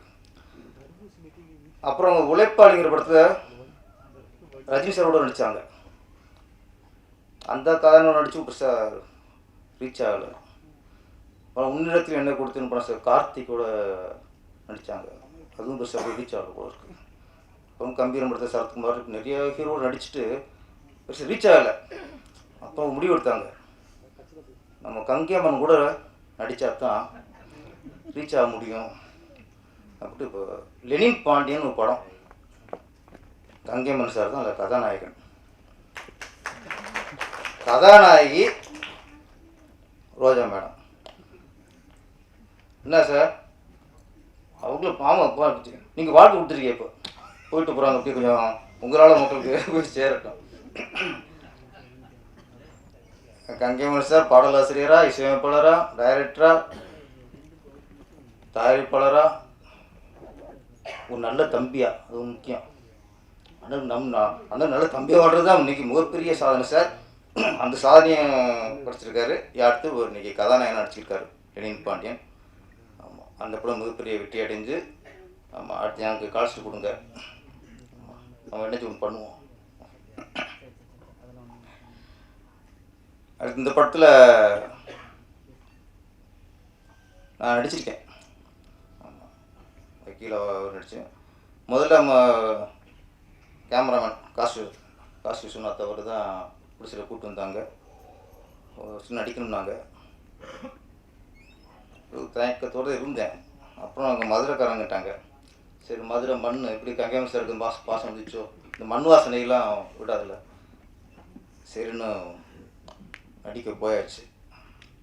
நான் இப்போ சொன்ன மாதிரி தான் ஸ்பாட்டுக்கு போனதுக்கப்புறம் தான் தெரியுது ஒரு சின்ன தேவைப்படலை எத்தனை பேர் சின்ன ஆள்றான் வாழ்கிறான்ட்டு.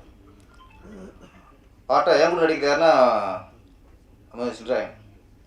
ஆமாம், அவர் நடிகரில் எனக்கு சீனியரில் அவர். நமக்கு டைலாக் கொடுத்துட்டாங்க, நான் அப்படியே போட்டு மழப்பம் பண்ணி தர்றேன். இவர் கேஸ் அடிக்கிறாரு, ரியாக்ஷன் அப்படி போடுங்க, இவர் கூட நடிக்க வச்சாங்க, நம்மளுக்கு ஒன்றும் இப்போ அவரோட போட்டு போட்டு நடிக்கிறது அப்படின்ட்டு ஒரு சமாளிச்சிட்டேன். இல்லை உண்மை தானே.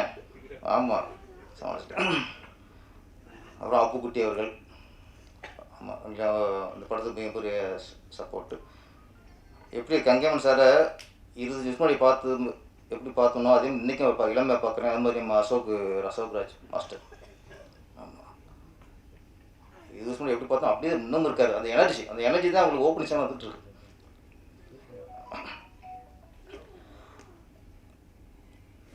அப்புறம் இந்த படத்தோட டேரக்ஷன் மேற்பார் வசந்தா, ஆமாம், ரொம்ப ஆதங்கப்பட்டார். உண்மை அதுக்கான முழு முயற்சியும் புதுசாக ஒவ்வொரு தயாரிப்பதையும் காப்பாற்றணும் அப்படிங்கிறதுல இன்றைக்கி தயாரிப்பாளர் சங்கம் ரொம்ப மும்முரமாக இருக்காங்க. நிறைய முடிவெடுத்துருக்காங்க. தொடர்ந்து பேச்சுவார்த்தைகள் போயிட்டுருக்கு. ஒவ்வொரு சங்கத்தோடும் பேச்சுவார்த்தை நடத்தி இனி அந்த ஒரு திரைப்படம்னா அதை கரெக்டாக ஒரு கட்டுக்கோப்பில் கொண்டு வரணும். வீண் செலவில் குறைக்கணும். சினிமாவை வந்து யாரும் மிஸ்யூஸ் பண்ணிடக்கூடாது. முதல்ல மிஸ்யூஸ் பண்ணிடக்கூடாது. அதை மனசில் கொண்டு இன்றைக்கி நிறைய பேச்சு போயிட்டுருக்கு. சொன்ன மாதிரி ஏப்ரல் 26 பொதுக்குழு, அதுக்கப்புறம் கரெக்டான இதில் போயிடணும். என்னன்னா நம்மளுக்கு ஒன்று தான்,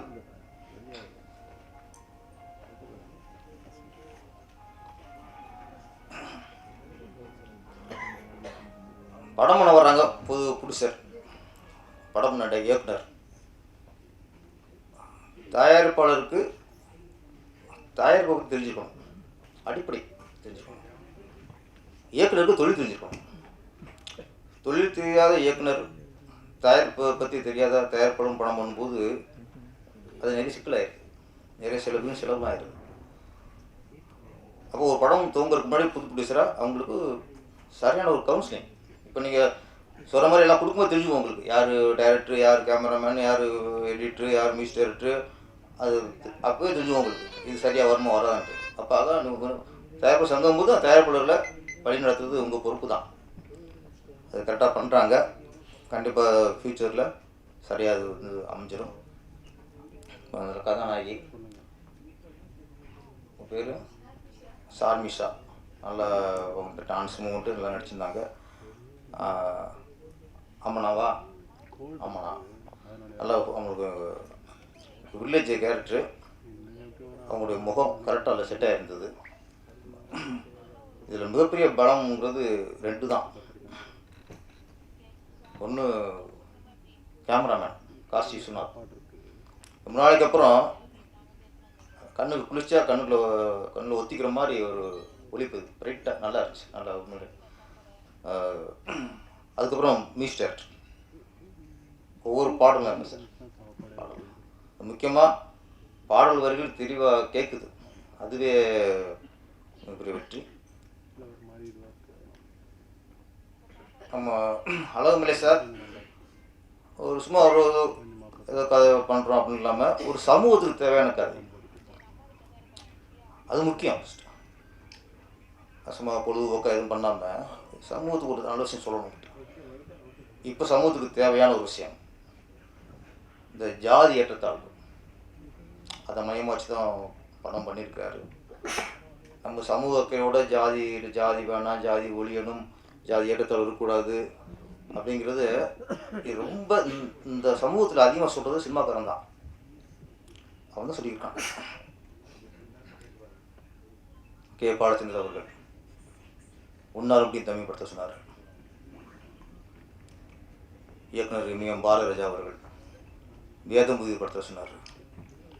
கே பாக்கியராஜ் அவர்கள் இது நம்மால் படத்தை சொன்னாங்க. இயக்குனர் சேரன், பாரதி கண்ணம்மா, இப்போ நிறைய இயக்குநர்கள் நிறைய படங்களில் இன்னும் பல இயக்குநர்கள் நிறைய பேர் ஜாதியே வேணாம், மனிதர்கள்லாம் ஒன்று தான், சமந்தான் அப்படிங்கிறது நம்ம சொல்லிட்டே இருக்கோம். அந்த வரிசையில் நம்ம அழகுமலை சாரும் அதான் சொல்கிறாரு. என்னை பொறுத்தவரைக்கும் ஒரு சினிமாக்காரன் நம்ம பெருமைப்படுறதுன்னா நமக்குள்ள இந்த சமூக அக்கறை, நமக்குள்ள இந்த ஜாதி ஒழிக்கணுங்கிற எண்ணம் இந்த சினிமாக்காரங்க கூட போயிடக்கூடாது. இது மக்களுக்குள்ளேயும் வரணும். முக்கியமாக அரசியல்வாதிகளுக்கு வரணும். யார் ஆள்றாலும் சரி, முதல்ல ஜாதி ஒழிப்புக்கு என்ன பண்ணணும்னு வரணும். நம்ம ஜாதி பார்த்து சீட்டு கொடுக்குறது, இந்த ஏரியாவில் இந்த ஜாதிக்காரங்க அதிகம் இருக்காங்கன்னா அந்த ஜாதிக்காரன் வேறுபாடாக போடுறது, இப்படியே எல்லாமே ஜாதி பார்த்து பண்ணால் ஜாதி ஒழியாது. அதுக்கான முயற்சியை அரசாங்கம், அதிகாரத்தில் உள்ளவங்க தீவிரமாக எடுக்கணும். அப்போ தான் நம்மளே சொல்லிக்கிருக்கோம் ஜாதி வேணாம். சினிமாக்காரன் சொன்னார், ஒரு சினிமாக்காரங்க இன்னொன்று சினிமா எடுக்கிறோம் யாரும் மட்டும் போயிடுறவங்க தான். மக்களுக்கு விழிப்புணர்வு வேணும். மாதிரி இந்த படங்கள் மூலியமாக ஃபியூச்சரில் யார் ஆட்சிக்கு வந்தாலும் சரி ஜாதியை ஒழிக்கிறது. இப்போ முதலமைச்சர் சொன்னாங்க, இந்த பாலியல் வன்கொடுமை பண்ணால் ஆயுள் தண்டனை. அது மாதிரி இந்த கௌரவ கொலை, ஆணவ கொலை, அதுக்கு அந்த மாதிரி தண்டனை, மிகப்பெரிய தண்டனை வரணும். இதெல்லாம் சினிமா மூலம் சொல்லிட்டு இருக்கோம். அதிகாரத்தை வரணும், சட்ட மசோதா வந்தால் தான் அவங்க நடைமுறைக்கு வரும். சட்டமாக வரணும். அதைத்தான் அதை வேண்டிக்கிறோம். இந்த கதாநாயகன் விநாயக் அவர் வல்லவர், அவர் மலேசியாவில் இருக்க நினைக்கிறேன். அவருக்கு உடைய வாழ்த்துக்கள்.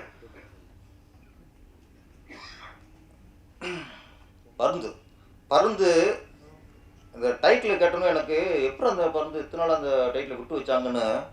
அவன் நல்ல டைட்டில். இது நிறையா வந்துருக்கு. மயில், குயில், மைனா, கழுகு, இப்படி பறவை நிறைய வச்சுட்டாங்க.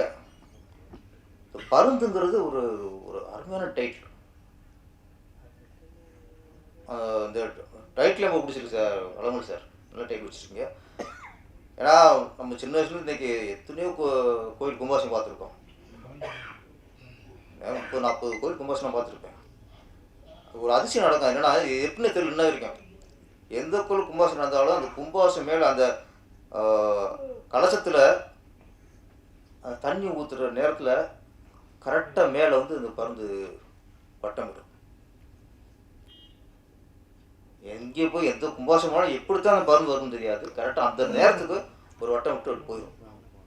அந்த மாதிரி ஒரு பருந்துக்கு அது ஒரு அது ஆன்மீக சக்தியா இல்லை அதில் அறிவியல் இருக்கா, அது மாரி ஆராய பண்ண வேண்டிய ஒரு விஷயம். அது பருந்துங்கிறது பறவைகளையே பருந்துங்கிறது மிக சிறந்த ஒரு இது. அந்த டைட்டில் வச்சிருக்கிய பருந்து மாதிரி இந்த படமும் சிறந்து விளங்க வேண்டும். இந்த திரைப்படம் வெற்றியடைந்து இயக்குனர், நடிகர்கள், தொழில்நுட்ப கலைஞர்கள் அனைவருக்கும் பேரும் புகழும் வரணும் ஆண்டவன் வேண்டிக்கிறேன். நன்றி, வணக்கம். சொன்ன மாதிரி பாட்டு எழுதுலேருந்து, மியூசிக் டைரக்டர்லேருந்து, டைரக்ஷன்லேருந்து, நடிப்புலேருந்து எல்லாம் பல வெற்றிகளை கொடுத்த ஒரு மூத்த திரையுலக அனுபவசாலின்னு சொல்லலாம். அவர் எடுக்கப்பட்ட படங்கள், பெரும்பாலான படங்கள் பார்த்தீங்கன்னா மதுரை பேக்ட்ராப் தான் ஃபுல்லாக எடுத்திருப்பார். நீங்கள் எல்லா படத்தையும் பார்த்தீங்கன்னா ஆல்மோஸ்ட் 90% படங்கள் வந்து பார்த்தீங்கன்னா கரகாட்ட, கரங்கும்பு, தென்னம்பாடு எல்லாம் பார்த்தீங்கன்னா ஃபுல்லாக மதுரை பேக்ட்ராப் தான் எடுத்திருப்பார். ஏன்னா மதுரையில் எடுத்தப்பட்ட படங்கள், பெரும்பாலான படங்கள் வந்து வெற்றி படங்களாக தான் இருக்குது. இன்றைக்கி திரையுலகத்தில் மேக்சிமம் ஆதிக்கம் செலுத்தக்கூடியவங்க பார்த்தீங்க அப்படின்னா அந்த சவுத்துலேருந்து வந்தவங்கன்னு சொல்லுவாங்க வந்து உங்களுக்கு. அந்த மாதிரி இந்த பருந்துங்கிற படம் வந்து முழுக்க வந்து மதுரையை பேக் பண்ணி எடுத்திருக்காரு.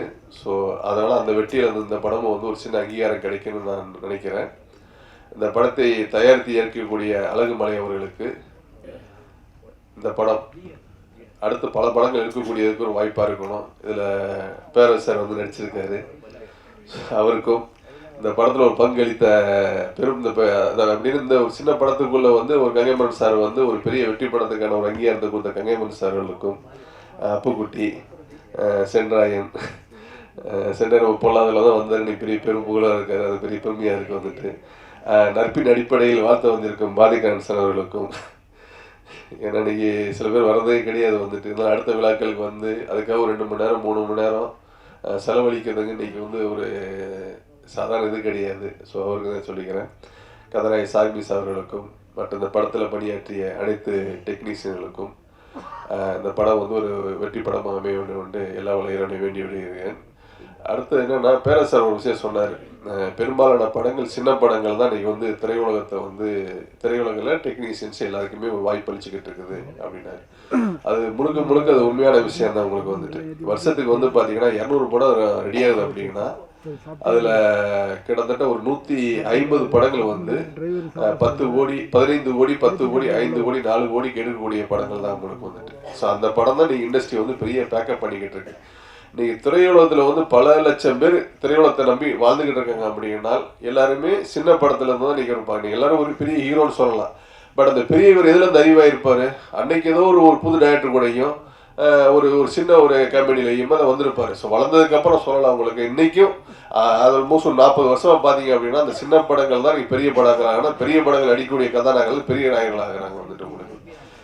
வருஷத்துக்கு வந்து பார்த்தீங்க அப்படின்னா தமிழில் 200 சில்லற படம் ரெடி ஆகுது, தெலுங்குல 200 சில்லற படம் ரெடி ஆகுது, ஹிந்தியில் 200 சில்லற படம் ரெடி ஆகுது, மலையாளத்தில் வந்து ஆல்மோஸ்ட் 100 படம், கன்னடத்தில் 100 படம், பெங்காலி, ஒரிசா இப்படி பார்த்தீங்கன்னா வருஷத்துக்கு வந்து கிட்டத்தட்ட பார்த்தீங்கன்னா 850 படங்களுக்கு மேலே ஃபார் இயர் ப்ரொடக்ஷன் நடந்துக்கிட்டு இருக்கு வந்துட்டு. இந்த 850 படத்தில் பார்த்தீங்க அப்படின்னா நம்ம ஓடிடி சாட்டிலைக்கு தேவையான படங்களுக்கு வந்து மேக்ஸிமம் வந்து 250லேருந்து ஒரு 300 படங்கள் தான் தேவைப்படுது. ஸோ மிச்சம் உள்ள படங்களை வந்து அவங்க வாங்குறது கிடையாது. என்ன ரீசன் அப்படின்னா அதாவது ஒரு கார்பரேட் கம்பெனி, அவன் கார்பரேட் கம்பெனினா வருஷத்துக்கு ஒரு 500 கோடி ரூபா ஒருத்தர் இன்வெஸ்ட் பண்ணுறான் அப்படின்னா அவங்களுக்கு வந்து அந்த வருஷத்தில் அட்லீஸ்ட் அந்த பிரேக் அவுனாக இருக்கணும், இல்லைன்னா அது ஒரு 50 கோடி ரூபாய் லாபமாக இருக்கணும்.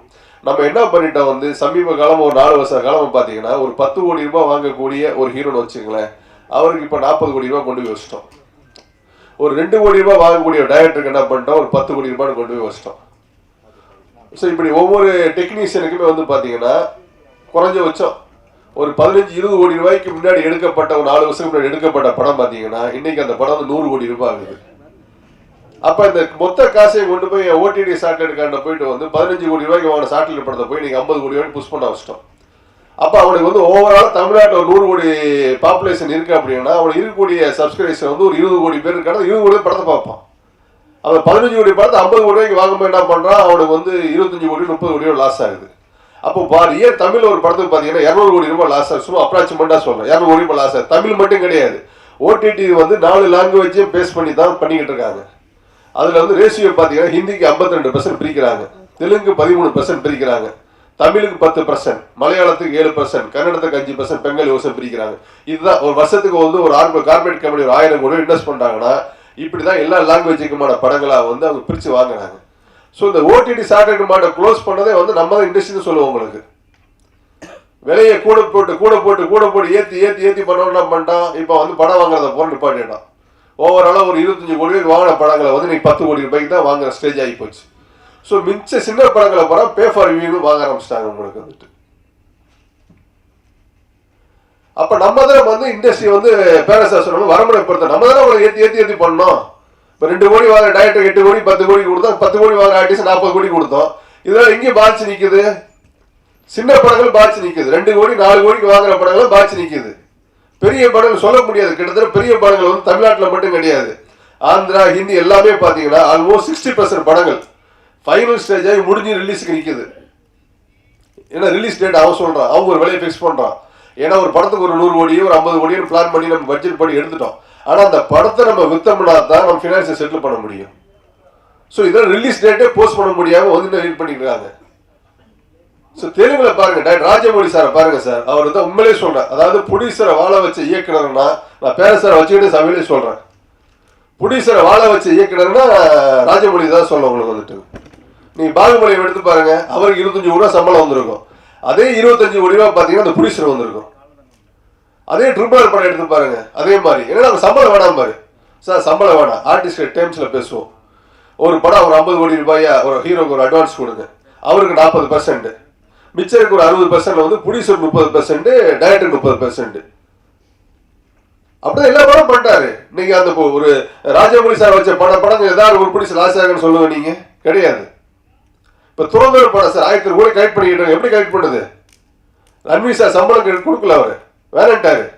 ஒரு நல்ல கதை வருதுன்னா அதுக்கு எல்லாரும் கோஆபரேட் பண்ணணும். ப்ரொடியூசரே பண்ண முடியாது, ஒரு லிமிட் தான் ப்ரொடியூசர் பண்ண முடியும். அப்போ நல்ல கண்டென்ட் வந்து அது ஆர்டிஸ்ட் அடாப்ட் ஆகணும். இன்னைக்கு 1000 ரூபாய் கலெக்ஷன் ஆகும்போது ரன்வீர் சிங் கூட சேர் பார்த்தீங்கன்னா கிட்டத்தட்ட 250-300 கோடி ரூபாய் கிடைக்கும் சம்பளம் அவருக்கு. அவர் சம்பளம் அவரை கொடுத்துருக்க முடியுமா? முடியாது.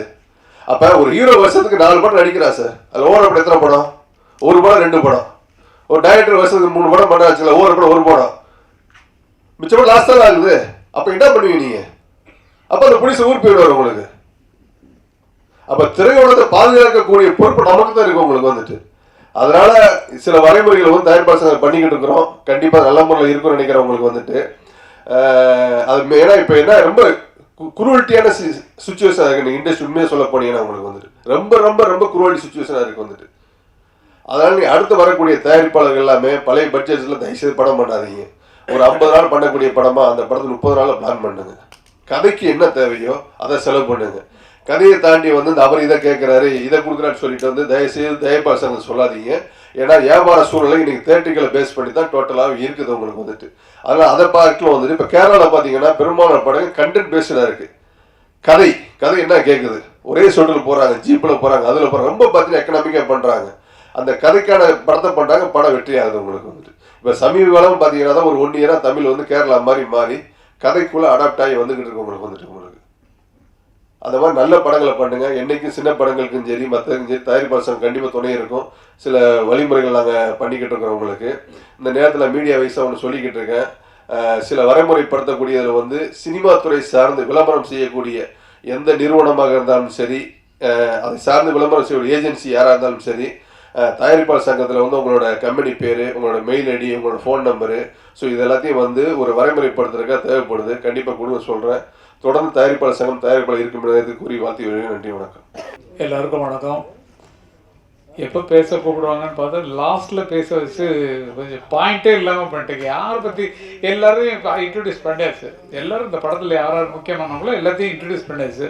மறுபடியும் அவங்க பேர் சொல்லி இவங்க தான் இவங்க அப்படிப்பட்ட சூழ்நிலையில் இருக்காங்க, அவர் நடிச்சிருக்காரு, இவர் வந்து மியூசிக் பண்ணிருக்காருன்றதுலாம் சொல்ல தேவையில்லை. எல்லாரையும் உங்களுக்கு ஏற்கனவே அறிமுகமாயிட்டாங்க. எனக்கு ரொம்ப பிடிச்ச விஷயம் என்னென்னா, இந்த சினிமாவுக்கே சம்பந்தமே இல்லாமல் தனியாக இருந்த கலை உலகத்தில் எந்த வித டச்சும் இல்லாமல் இருந்த ஒருவர் நான் படம் எடுக்கணும்னு சொல்லிட்டு என்கிட்ட வந்து கதை சொல்கிறாரு. கதையை கேட்டால் எனக்கு வந்து நல்ல இயல்பாக ரொம்ப அருமையான ஸ்டோரியாக இருந்தது. ஒரு காதல்களை ஓடிப்போன காதல்களை எப்படி வந்து அவங்க காப்பாற்றுறாங்க, என்ன ஆச்சு, அவர் கதையெல்லாம் சொல்லக்கூடாது. அது மாதிரி ஒரு கதையை வந்து சொன்னார் அருமைக்குரிய அழகுமலை அவர்கள். நாங்கள் அவங்க ஊர்லேயே ஷூட்டிங் எடுத்திருக்கேன். நான் வந்து யானம்பலம் பக்கத்தில் இருக்கக்கூடிய புத்தக்கடை அந்த பக்கத்துலலாம் இருக்கக்கூடிய ஒரு புதுப்பட்டி என்ற கிராமத்தில் இருக்கிறது.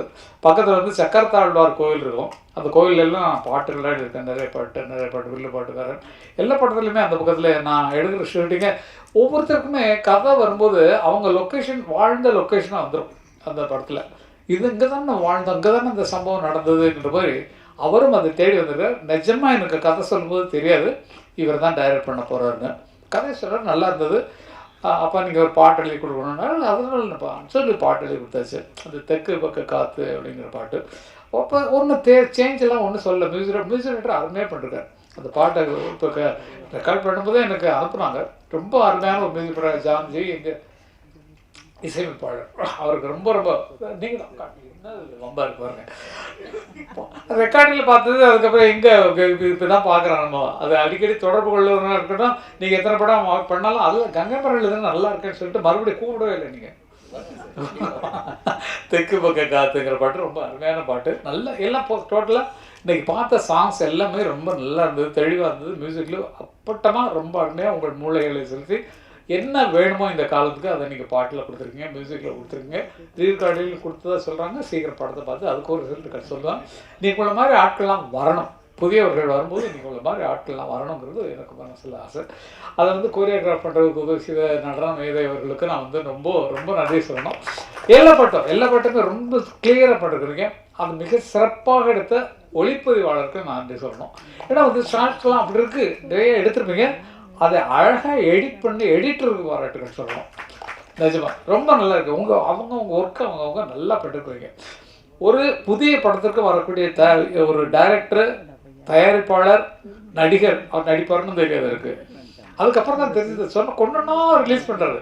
அப்பா நான் அதுதான் பண்ணிருக்கேன்ப்பா, பரவாயில்லப்பா அப்படின்னு பார்த்தா இன்றைக்கி பார்த்தா அவர் வந்து இந்த கிராமத்தில் அந்த பக்கத்தில் யாருமே மற்றவங்க அரசியல் கட்சி சார்பாக தான் நின்று ஜெயிச்சிருக்காங்க. ஒரு கிராமத்தை இந்த இடத்த வந்து இவரை தவிர வேறு யாருமே இல்லை, இவரை மாதிரி உதவி பண்ணுறவங்களுக்கும் போராடுறதுக்கும் வேறு யாருமே இல்லைங்கிற அளவுக்கு ஊரில் துணிச்சலாக வாழ்ந்து கொண்டிருந்த ஒரு மனிதனை இன்னைக்கு வரைக்கும் வச்சுருக்காங்கன்னு சொன்னால் அது அவருடைய ஆற்றல் தான். நிஜமா அந்த பக்கத்தையே கையில் வச்சுருக்காரு. அந்த மாதிரி கோவக்காரன்னு சொன்னாங்க, இன்னும் அவர் கோவத்தை நான் பார்க்கல. எத்தனை பேர் அடி வாங்கினீங்களும் தெரியல. சென்றாங்க அடி நல்லா இருக்காமா, நல்லா அடியா, எப்படி நல்லா கொடுத்தாருமா, திருப்தியாக இருந்தது. ஓகே ஏங்க எப்படி அடிச்சுங்க கொஞ்சம் காட்டுக்கலாம், கொஞ்சம் ப்ளீஸ் அடிச்சு காட்டுங்க, நான் பார்க்க நல்லதுங்க. இல்லை நிஜமா ஓகே கண்ணா, ரொம்ப நன்றிம்மா, ரொம்ப நன்றி. இந்த நிகழ்ச்சி இவங்க 2 பேர் இல்லைன்னா கொஞ்சம் உற்சாகமாக இருந்திருக்குமான்னு தெரியல நமக்கு. இவங்க ரெண்டு பேரும் அவங்க படத்தில் ஆக்ட் பண்ணிருக்காங்க. இல்லைன்னா அந்த எம்டியாக இருந்திருப்போம், ஒரு என்டர்டெயின்மெண்ட் இல்லாமல் என்னது ஒரே ட்ரையாக இருக்கு அப்படிங்கிற மாதிரி நினச்சிருப்போம். அது வந்து அவங்க தலைவரி கோலமாக சாரி இந்த காலத்து ஸ்டைலில் வந்துடுறாங்க. அது அந்த காலத்தில் பெண்கள் நல்ல கூந்தலை முடித்து பூ வச்சு அப்படியே அழகாக வச்சு பெரிய பொட்டு வச்சுலாம் வந்த காலங்கள் அது உண்டு. இப்போ குங்குமம் எங்கேயுமே கிடைக்கிறது கிடையாது. இதுக்கு பூ வைக்கிறதுக்கு பூ கடையெல்லாம் ஆடி போய் கிடக்கு. பூவெல்லாம் யாருமே தலையில் பூ வச்சுக்காம தான் சுற்றிட்டுறோம் பெண்கள் எல்லாமே. காலில் கோலம் போட்ட காலமெல்லாம் போச்சு, எல்லாம் கல்ச்சரே மாறி போச்சு அப்படிங்கிறது உண்மையான ஒன்று. பேரரசுகிட்ட சொல்லணுன்னா சமுதாய பிரச்சனைகளே அங்கங்கே வந்து சொல்லக்கூடியதில் மிக பிடித்தமானது நிறைய இருக்குது. பல விஷயங்கள் தயாரிப்பாளர்களுக்கு ஏற்படுகிற கஷ்டம், தேட்டர் கிடைக்காம அலையிறதுக்கான கஷ்டம் எல்லாமே தெரியும். தயாரிப்பாளர்கள் பேசுனது ரொம்ப அற்புதமாக இருந்தது. ஆனால் என்ன பண்ணுறது, தேட்டர் கிடைக்கிறது எங்கே போய் கேட்குறதுன்னு தெரியல, எப்படி தேட்டர் அப்ரோச் பண்ணுறதுன்னு தெரியல. புதியவர்கள் வந்தாங்கன்னா அவங்களுக்கு கைடன்ஸ் பண்ணுறதுக்கு நிஜமாக எனக்கு தோன்ற ஒரு ஐடியா என்னன்னு சொன்னால், டைரக்டர்ஸ் யூனியனில் இருக்கீங்க, புது டைரக்டராக வந்திருக்காரு, புது தயாரிப்பாளர் வந்திருக்காரு, தயாரிப்பாளர் சங்கமும் இருக்குது, அது நடிகர் சங்கத்துக்கு, இப்போ டைரக்டர் யூனியனுக்கு இருக்க, இயக்குனர் சங்கத்துக்கு இருக்கிறவங்களும் இருக்கிறாங்க. ஒரு புதியவர் வந்து படம் எடுக்க வந்தாங்கன்னு சொன்னால் அவங்க படத்தை முதல்ல பார்க்க வேண்டியவர்கள் டைரக்டர்ஸ் யூனியன்லேயும் விநியோகஸ்தர்கள் யூனியன்லேயும் தயாரிப்பாளர்கள் யூனியன் பார்க்கணும். பார்த்துட்டு இப்படி புதுசாக வந்துருங்க, பரவாயில்லையா, எவ்வளோ ஆச்சு, ஓகே இது இப்படி போகும் இப்படி போகும்னு ஒரு கைடன்ஸு கொடுத்தீங்கன்னா புதியவர்கள் வருவதற்கு வாய்ப்பாக இருக்கும்னு நினைக்கிறேன். தயாரிப்பாளர் சங்கம், நடிகர் சார், நமது இயக்குநர்கள் சங்கம், அவங்க தான் ஃபஸ்ட்டு பார்க்கணும். ஃபஸ்ட்டு பார்க்க வேண்டியவங்க அவங்க தான்.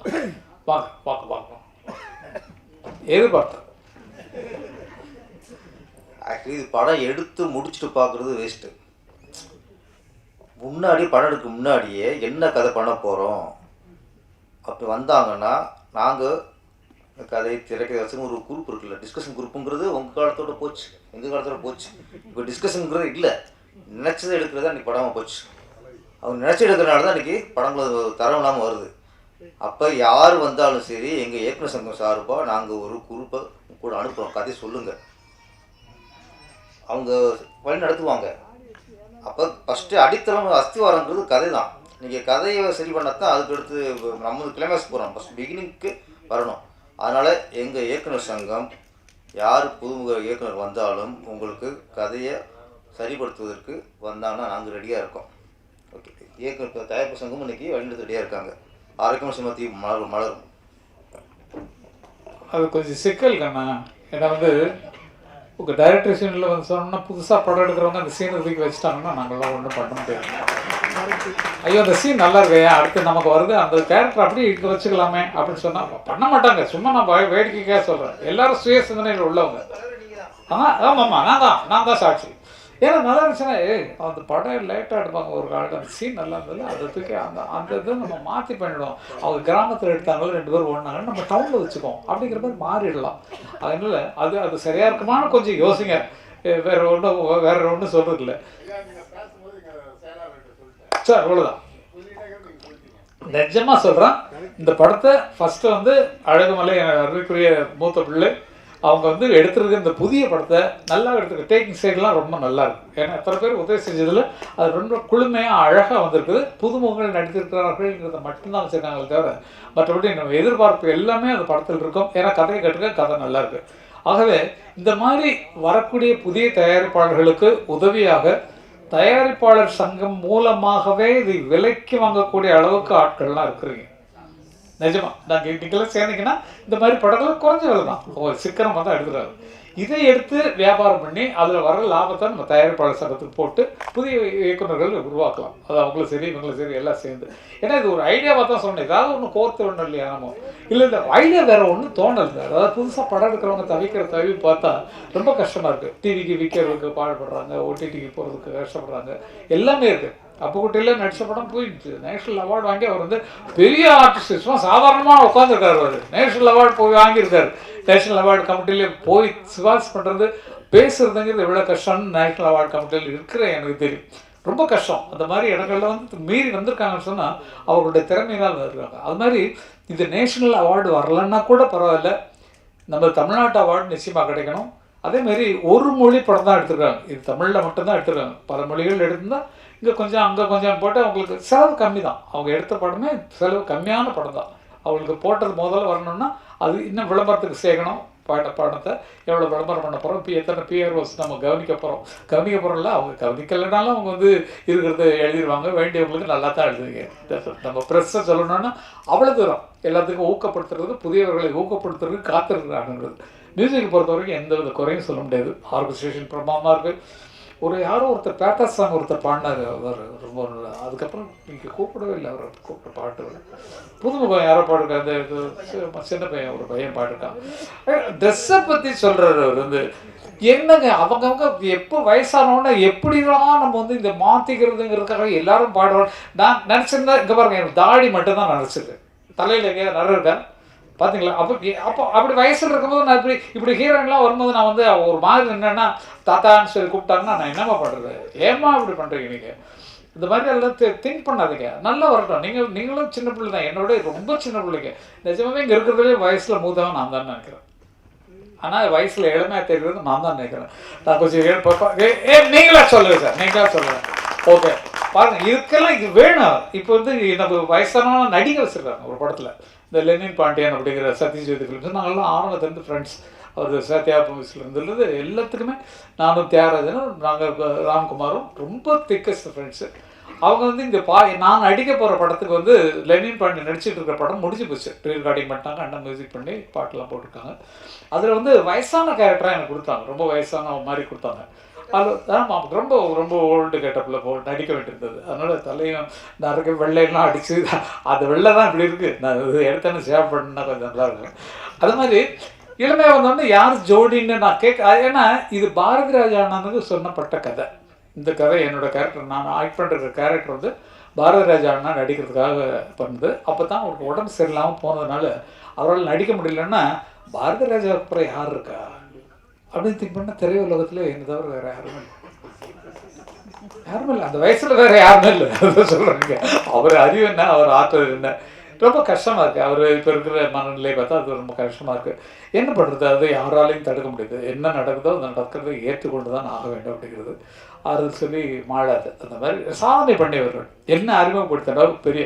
இப்போ அடுத்த வர 77வது வருஷம் தான் வந்து 67 வந்து படம் வந்தது, 77 படம் வந்தது 16 வயதில். அதில் வந்து நான் வந்து அது 50வது வருஷம்.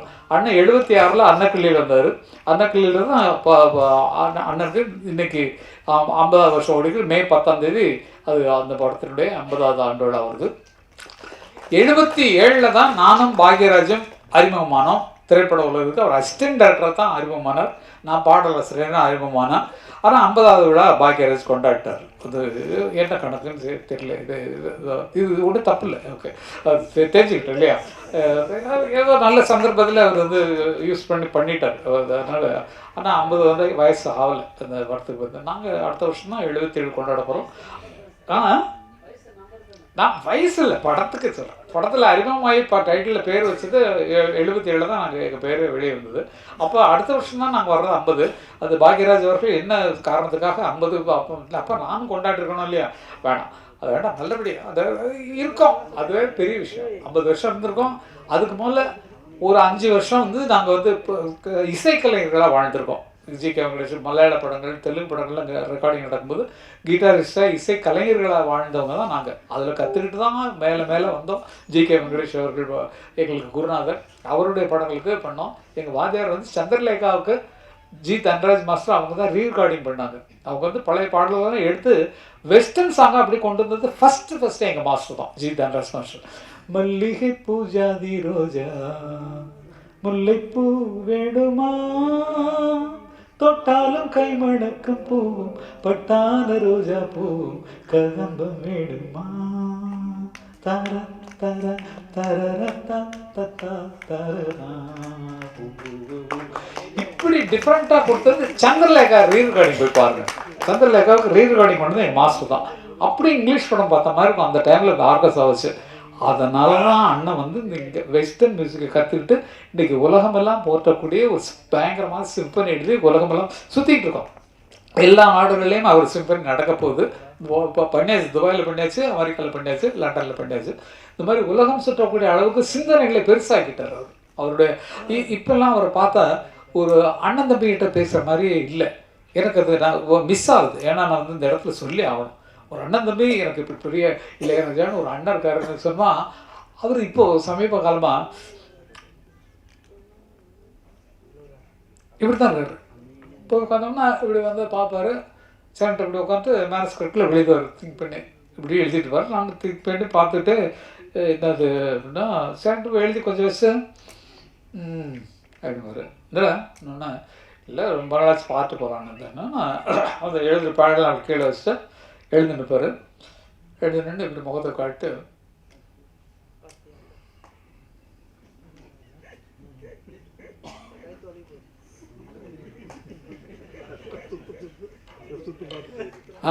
அப்படின்னு பாரு. அப்போ பார்த்துட்டு இல்லை போடான்னு சொல்றியா நீ பார்க்க வந்தேன்னு சொன்னால் சுற்றி காட்டு பார்த்துட்டு இல்லை அப்படிங்கிற மாதிரி. இது வந்து சந்தோஷமாக இருந்தது. அண்ணன் வந்து நமக்குள்ள ரெஸ்பாண்ட் பண்ணுறாரு அப்படிங்கிறது. சில நேரங்களில் அவர் பேசலைன்னா ரொம்ப மனசு கஷ்டமாக இருக்கும். அவர் அந்த மாதிரி மாறிட்டார்.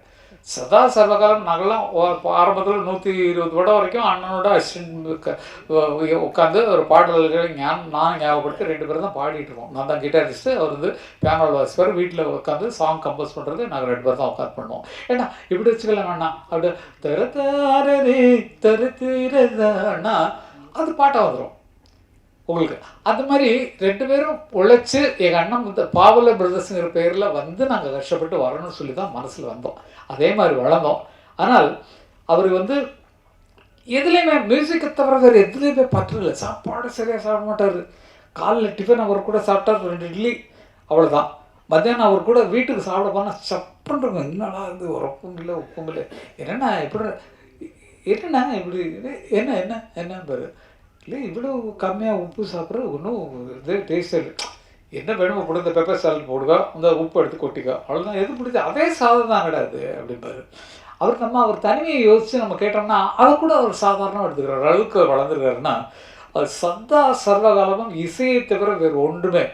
என் நினைவும் கனவும் இசையே, இசை இருந்தால் மரணமேது அவர் எழுதின பாட்டு தான். அந்த பாட்டு மாதிரியே வாழ்ந்துட்டு இருக்காங்க நினைக்கும் போது எவ்வளவு பெருமைக்குரிய பிறவி எங்களுக்கு கிடைச்சிருக்கு, எனக்கு கிடைச்சிருக்கு. எனக்கு தான், ஏன்னா எனக்கு அண்ணன் இல்லைன்னா அந்த அறிவு அவருக்கு வந்திருக்குமா? அப்படியா? ஆமாம் சார், யார் கூப்பிடல சார். படம் இட்டு ப்ரொடியூசர்கிட்ட சொல்லுங்க சார், கங்கைபுரம் போடுங்க. எதுக்கு அவர் வந்து இவரை போட்டாரு? நான் அவ்வளோ பக்கத்தில் அவங்க அப்பா மாதிரி பக்கத்தில் இருக்க என்ன இருந்து மியூசிக் போடல, அவர் இவரே போடல. இல்லை இல்லை அது இல்லை, நிஜமாவே யாராக இருக்குன்னு ஒரு குறிப்பிட்ட காலம் இருக்குது. இப்போ அண்ணன் பண்ணுற படமெல்லாம் ரஜினி படம் பண்ணுறாரா, இப்போது கமல் படம் பண்ணுறாரா, என்ன படம் பண்ணுறாரு? இல்லை, அவருக்கு கிடைச்சது யார் அவர் விரும்பி போகிறாங்களோ அதை பண்ணுவார். அது ஆர்டிஸ்ட் கேட்குறதுல கதை சொல்லுவாங்க. ஐயா நீங்கள் பண்ணி கொடுத்தா நல்லாயிருக்கும், இப்படி தானே பேசுகிறாங்க. போய் அவருக்கு வேலை கேட்குறதே பயம். கேட்டோன்னா சரி கதை சொன்னா சரி பண்ணிக்கலாம் அப்படின்னு சொல்லிட்டு பாட்டு போட்டாங்கன்னா பாட்டு ஃபிக்ஸ்டு. வழி நெடுக காட்டு மல்லி பாசம் மாறலி தாரா திரர தாரத எவ்வளோ மயக்கிட்டு வரும். அந்த மாதிரி இப்போவும் மயக்கக்கூடிய இசை அவர் கைவசம் இருக்குது. ஆனால் அவரை போய் அப்ரோச் பண்ணுறதுக்கு தள்ளி நிற்கிறார், வேறு ஒன்றும் கிடையாது. எல்லாருக்கும் ஆசை இருக்குது, அவரோட படம் பண்ணணும்னு ஆசை இருக்குது. போனால் என்ன ஆகுமோ அப்படிங்கிற பயம் இருக்குது. ஆனால் அந்த ஞானம்ங்கிறது இன்னைக்கு வரைக்கும் ஒரு டிராப் கூட குறையில, மேலே ஏறிக்கிட்டே தான் போகுது. இப்போ 2வது சிம்பனி எழுதிட்டு இருக்காரு, அது கூடிய சீக்கிரம் ரெக்கார்டிங்கு நான் சொல்லியிருக்கேன். நான் இந்த தரம் நான் சிம்பனி அங்கே வாசிக்கும் போது நான் வருவேன் அப்படின்ற மாதிரி சொல்லி இப்போவே அட்வான்ஸ் புக்கிங் பண்ணிட்டேன். அது மாதிரி அவருக்கு பார்க்கறதுலாம் பெரிய கொடுப்பேன். என்ன மாதிரி கொடுத்து வச்ச ஆட்கள் யாருமே கிடையாது. பாரதி ராஜான்னு ஒருத்தர், அவருக்கு நாடகத்துக்கு நான் பாட்டு ஊரில் எழுதின காரணத்தினால அவர் திரைப்படத்துக்கு வரும்போது அந்த அண்ணன் டியூன் பண்ணுவாங்க.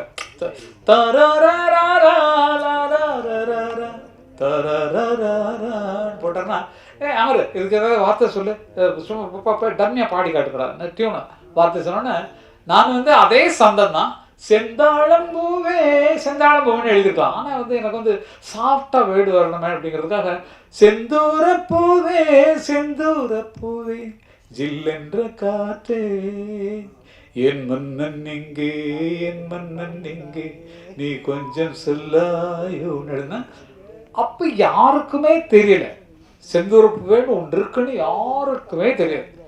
ஜேசுதாஸ் தான் இவடா அது எதோட செந்தூர பூ எவ்வளோ உண்டு இவன் எங்கே அறியல அப்படின்னாரு. இல்லைங்க, எனக்கு வந்த வார்த்தை தரிசா அந்த ஸ்டூடெண்ட் கேட்டோன்னே எனக்கு வந்த வார்த்தை இந்த வார்த்தைன்னா செந்தூர பூ அகராதிலே இல்லாத ஒரு பூ. அதை இல்லவே இல்லை, செந்தூர பூன்னு ஒரு பூவே கிடையாது. அப்புறம் நான் சொன்னதுக்கப்புறம் தான் அந்த பூ இல்லைன்னு தெரியும். சிவகுமார் என்ன சொல்லுவாங்க, இப்போ பூவோட பேர் எல்லாம் சொல்லிட்டு வருவாங்க, அதில் செந்தூர பூ இருக்காது, செந்தூர பூன்னு ஒரு பூவே இல்லை. அப்படி நான் இல்லாத பூவை எழுதி அதே ஒரு டைட்டிலாக வச்சு படம் கூட எடுத்தாங்க, செந்தூர பூன்னு சொல்லிட்டு. எவ்வளோ பெரிய ஞானி பாருங்க, வருங்காலத்தை உணர்ந்து சொல்லக்கூடிய ஒரு ஆளாக பிறந்திருக்காங்க பாருங்க. செந்துருக்கம், அது செந்துருக்கம். நான் நினச்சி எழுதுனது அதுதான், கரெக்டாக சொன்னது ஜி. ஏன்னா செந்துருக்கம்னு வைப்பாங்க. செந்துருக்கம்ன்றது குங்குமத்துக்கு பதிலாக கிராமத்தில் வச்சுக்கிற ஒரு அவங்கள மேக் பண்ண ஒரு செந்தூரை போட்டு செந்தூரை புட்டு வச்சுக்கிட்டாங்கல்ல, செந்தூரை போட்டு வச்சுருக்காங்க சொல்லுவாங்கள்ல அது. அப்போ செந்துருக்க பூன்னா ஒருவேளை குங்கும பூவாக இருக்குமோன்னு எனக்கு ஒரு ஐடியா. செந்துருக்கம் அது குங்குமம் இருக்கிற இடத்துல இருக்குது. அப்போ செந்துருக்கம்ன்றது குங்குமத்தை சேர்ந்த ஜாதியாக இருக்கும். அதனால குங்கும பூவேன்னு எழுத முடியாது, டியூனுக்கு சரியாக இருக்காது. அதனால அது அப்படி வந்தது தான் அது பாட்டு. ஏதோ நம்ம நினைக்கிற கற்பனை நம்ம அது வர்ற வரைக்கும் எங்கேருந்து வருதுன்னு நமக்கு தெரியாது. திங்க் பண்ணி உட்காரோம், பேப்பர் எடுக்கிறோம், அவர் மியூசிக் போடுறாரு, சுதி போடுறாரு, ஏதோ டெம்போ ஒன்று அப்படி தக்குன்னா போடுறாரு, போட்டு ஒரு டியூன் ஆகிடுது. அதுக்கு வார்த்தையில் இருந்தாலும் உயிர் வந்துடுது, பாடின ஒன்று இன்னும் தூக்குது, ஆர்கெஸ்ட்ரா போடுறோம் இன்னும் பலமாகுது. அப்படி ஒன்றுன்னா அவங்க திங்கிங்கில் வரதே தவிர. ஆனால் ஆக்டிங்கிறது ஃபிக்ஸு. டைரக்டர் வந்து இப்படி தான் வேணும், அப்படிதான் படத்தை சொல்லணும். எங்கடா போறேன்னு சொல்லக்கூடாது, எங்கடா போறேன் அப்படின்னு அதான் சொல்றேன் அப்படின்னு பேசுறாங்களே மேடையிலாம். அது அந்த டைம்ல வால்யூம் கொடுத்து எந்த இடத்துல குறைக்கணுங்கிறத வச்சுதான் அரசியலே ஓடிட்டு இருக்கு. அரசியலே பாத்தீங்கன்னா எல்லாரும் பேசுறது அந்த மாதிரி தான் இருக்கு. அப்படிப்பட்ட சொன்னா அதுக்காகத்தான் சொல்றேன் நினைச்சு பாருன்னு சொல்லி பேசுறதுதான். இந்த மாடுலேஷன்லாம் சினிமா இருந்து கிடைச்சது தான் அரசியல்வாதிகளுக்கு. அரசியல்வாதிகளுக்கு இல்லைன்னா பாவம் வராது. பல பேர் நீங்களும் யாரை பற்றி சொல்கிறேன்னு சொல்ல வேண்டாம். அது வந்து ஏன்னா எல்லாரும் அப்படி தான் இருக்கணும். நாங்கள் என்ன செய்யலை நாட்டுக்கு எங்களை மாதிரி அப்படிங்கிற மாதிரிலாம் வரத்தான் செய்யும். அப்போ சினிமா கலைஞனு நடிப்புங்கிறது எல்லா இடத்துலையும் பரவிடுச்சு. அரசியல்லையும் சரி, எல்லா வீட்லேயும் சரி, எல்லா இடங்கள்லையும் இந்த சினிமா பாணியில் வரக்கூடிய டைலாக்ஸு பாவங்கள் எல்லாமே பழகி போச்சு. அதை சரியாக கொடுத்தது தம்பி அழகுமலை அவருடைய பிள்ளைக்கு தான் சொல்லணும். ஏன்னா கிராமத்தில் இருக்க அந்த கதையை கொண்டது, கதை கேட்கும்போது நல்லா இருந்தது. அவர் இன்னும் பார்த்தா நடிச்சிருக்கிறாரு, அதையும் பார்த்தேன். ஆனால் கொஞ்சம் மேக்கப் குறைச்சிருக்கலாம், கொஞ்சம் மேக்கப் குறைச்சிருக்கலாம். ஏன்னா இயல்பாக இப்போ நான் நடித்த படத்தில் வந்து எனக்கு சுத்தமாக மேக்கப் இல்லை. நான் பிளாக்காக இருக்கிறதுக்கு அந்த வெயிலில் அலைஞ்சு ஃபேஸ் இன்னும் கருப்பாக போச்சு.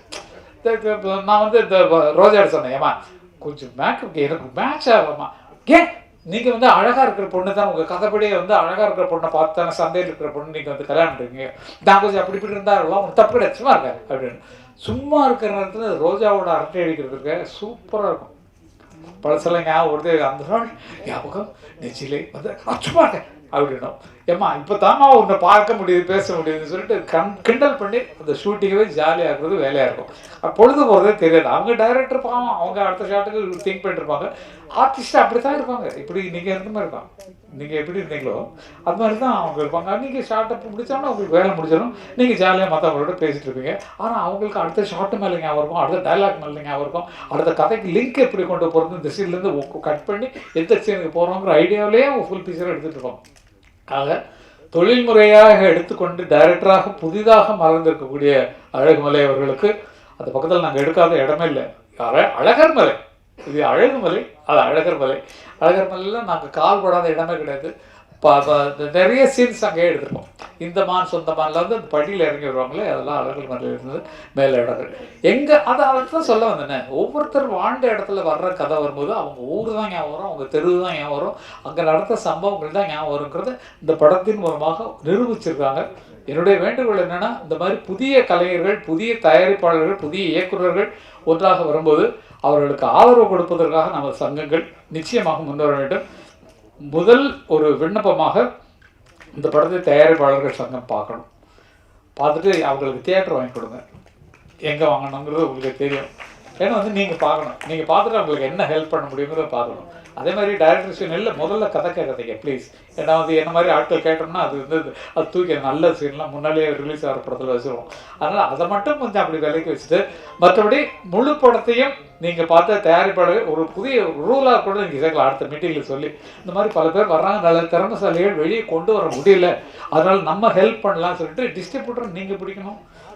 தியேட்டரை யார்கிட்ட போய் கேட்கணும், அது அவங்களுக்கு விடாமல் நீங்களே அந்த தியேட்டர்லாம் யார் வச்சுருக்காங்களோ, யார் கான்ட்ராக்ட் இருக்கோ அவங்கள்ட்ட சொல்லி, ஐயா ப்ளீஸ் உங்களுக்கு ஒரு 10 தியேட்டர் கொடுங்க ஐயா அப்படிங்கிற மாதிரி கேட்டு அவங்களுக்கு வாங்கி கொடுத்தீங்கன்னா தயாரிப்பாளர்களாக புதிதாக வருபவர்களுக்கும் உதவியாக இருக்கும், புதிய இயக்குநர்களாக வருபவர்களுக்கும் அது உதவிகரமாக இருக்கும். இதில் இப்போ ஒரு பெரிய லாபம் நீங்கள் சம்பாதிக்கலாம் சார். ஏன்னா வந்து இந்த ஹீரோயின்ஸ்லாம் நீங்கள் இன்ட்ரடியூஸ் பண்ணிக்க அடுத்த படத்தில் பயங்கரமாக சம்பளம் வாங்குவாங்க, புதுமுகங்கள். அதனால் நீங்கள் வந்து அவங்களுக்கு பேமெண்ட் கொடுக்காமல் நடிக்க வைக்கணும். ஏன்னா நீங்கள் உங்களுக்கு இது அடையாளம் தானம்மா. இதுக்கப்புறம் வந்து நெக்ஸ்ட் இதுக்கு எவ்வளோ வாங்கினா உங்கள் அம்மா எவ்வளோ அக்கறையாக இருந்தாங்க உங்கள் மேலே, நான் பார்த்துட்டேன் சைடில். நீங்கள் அங்கே பேசிட்டுக்கே அப்படின்றாங்க. அப்படி இது அம்மாக்கள் வந்து காவல் காத்து அப்படி கொண்டு வர்றாங்க ஜம்முன்னு. நிஜமாவே எனக்கு அது சந்தோஷமாக இருந்தது. புள்ள மேலே எவ்வளோ அக்கறை அப்படிங்கிறது அப்படிதான் இருக்கணும். நீங்கள் உங்கள் வயசுக்கு தகுந்த மாதிரி தான் இருப்பீங்க. அவங்க ஷூட்டிங் வர வேண்டாம்னு சொல்லுவாங்க. ஏன்னா நீங்கள் ஜாலியாக சந்தோஷமாக இருக்கலாம். வரணுமா அம்மா வரணும். அவ்வளோ மோசமாக இருக்காங்களா மற்றவங்களாம்? அவ்வளோ நம்பிக்கை இல்லையா? ஓகே ஓகே ஓகேப்பா. இல்லை சும்மா ஜாலிக்கு ஏதாவது இவங்களுக்கு விஷயம் வேணுமென்று இருக்காரு நான் சொல்கிறேன், வேறு ஒன்றும் கிடையாது. அம்மாவோட பொறுப்பாக இருக்கிறது தான் நல்லது, பார்த்துக்கணும், பொண்ணை பார்த்துக்கணும். ஆனால் இந்த காலத்தில் அப்படி இல்லைம்மா, எல்லாம் ஃப்ரெண்ட்ஸாக தான் பழகுறாங்க. நம்ம சும்மா தப்பாக நினைக்கிறோம், எல்லாம் ஃப்ரெண்ட்ஸாக பழகுறாங்க. இப்போ ஹீரோயினும் சரி இவங்களும் சரி, நீங்களும் 2 பேரும் ஹீரோயினா 2 ஹீரோயினா ஓகே. அப்போ அவங்களுக்கு சௌகரியமாக இருக்கக்கூடிய குரூப்பு தான் பக்கத்தில் இருக்குது. அதனால் நம்பி விடலாம். இந்த காலத்தில் அப்படி இல்லை, எல்லாம் ஃப்ரெண்ட்ஸாக தான் பழகுறாங்க அப்படிங்கிறது உணர்ந்துக்கணும். அது மாதிரி வேறு என்ன சொல்கிறதுக்கு ஒன்றுமே இல்லை, எல்லாத்தையும் பேசியாச்சு. ஏதாவது இப்போ அவ்வளோதான். நீங்கள் இப்போ மியூசிக் பண்ணுறதை பற்றி கேட்டீங்க, அது அப்படி போயிருக்கு. பாட்டு எழுதுறதை பற்றி என்ன நல்ல பாட்டு கேட்டு தெற்கு பக்க காற்று அப்படிங்கிற மாதிரி அதில் ஒரு பாட்டு எழுத சார்.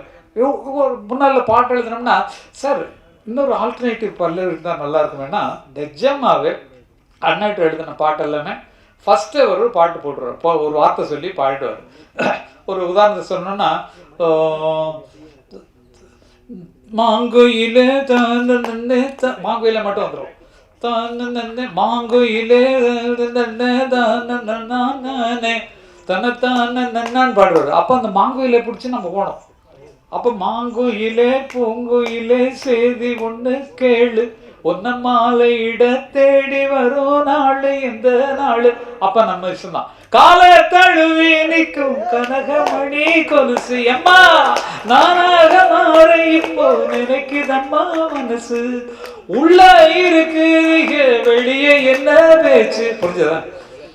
கால தழுவி நிற்கும் கொலுசு நானாக மாற இப்போ நினைக்குதம்மா மனசு.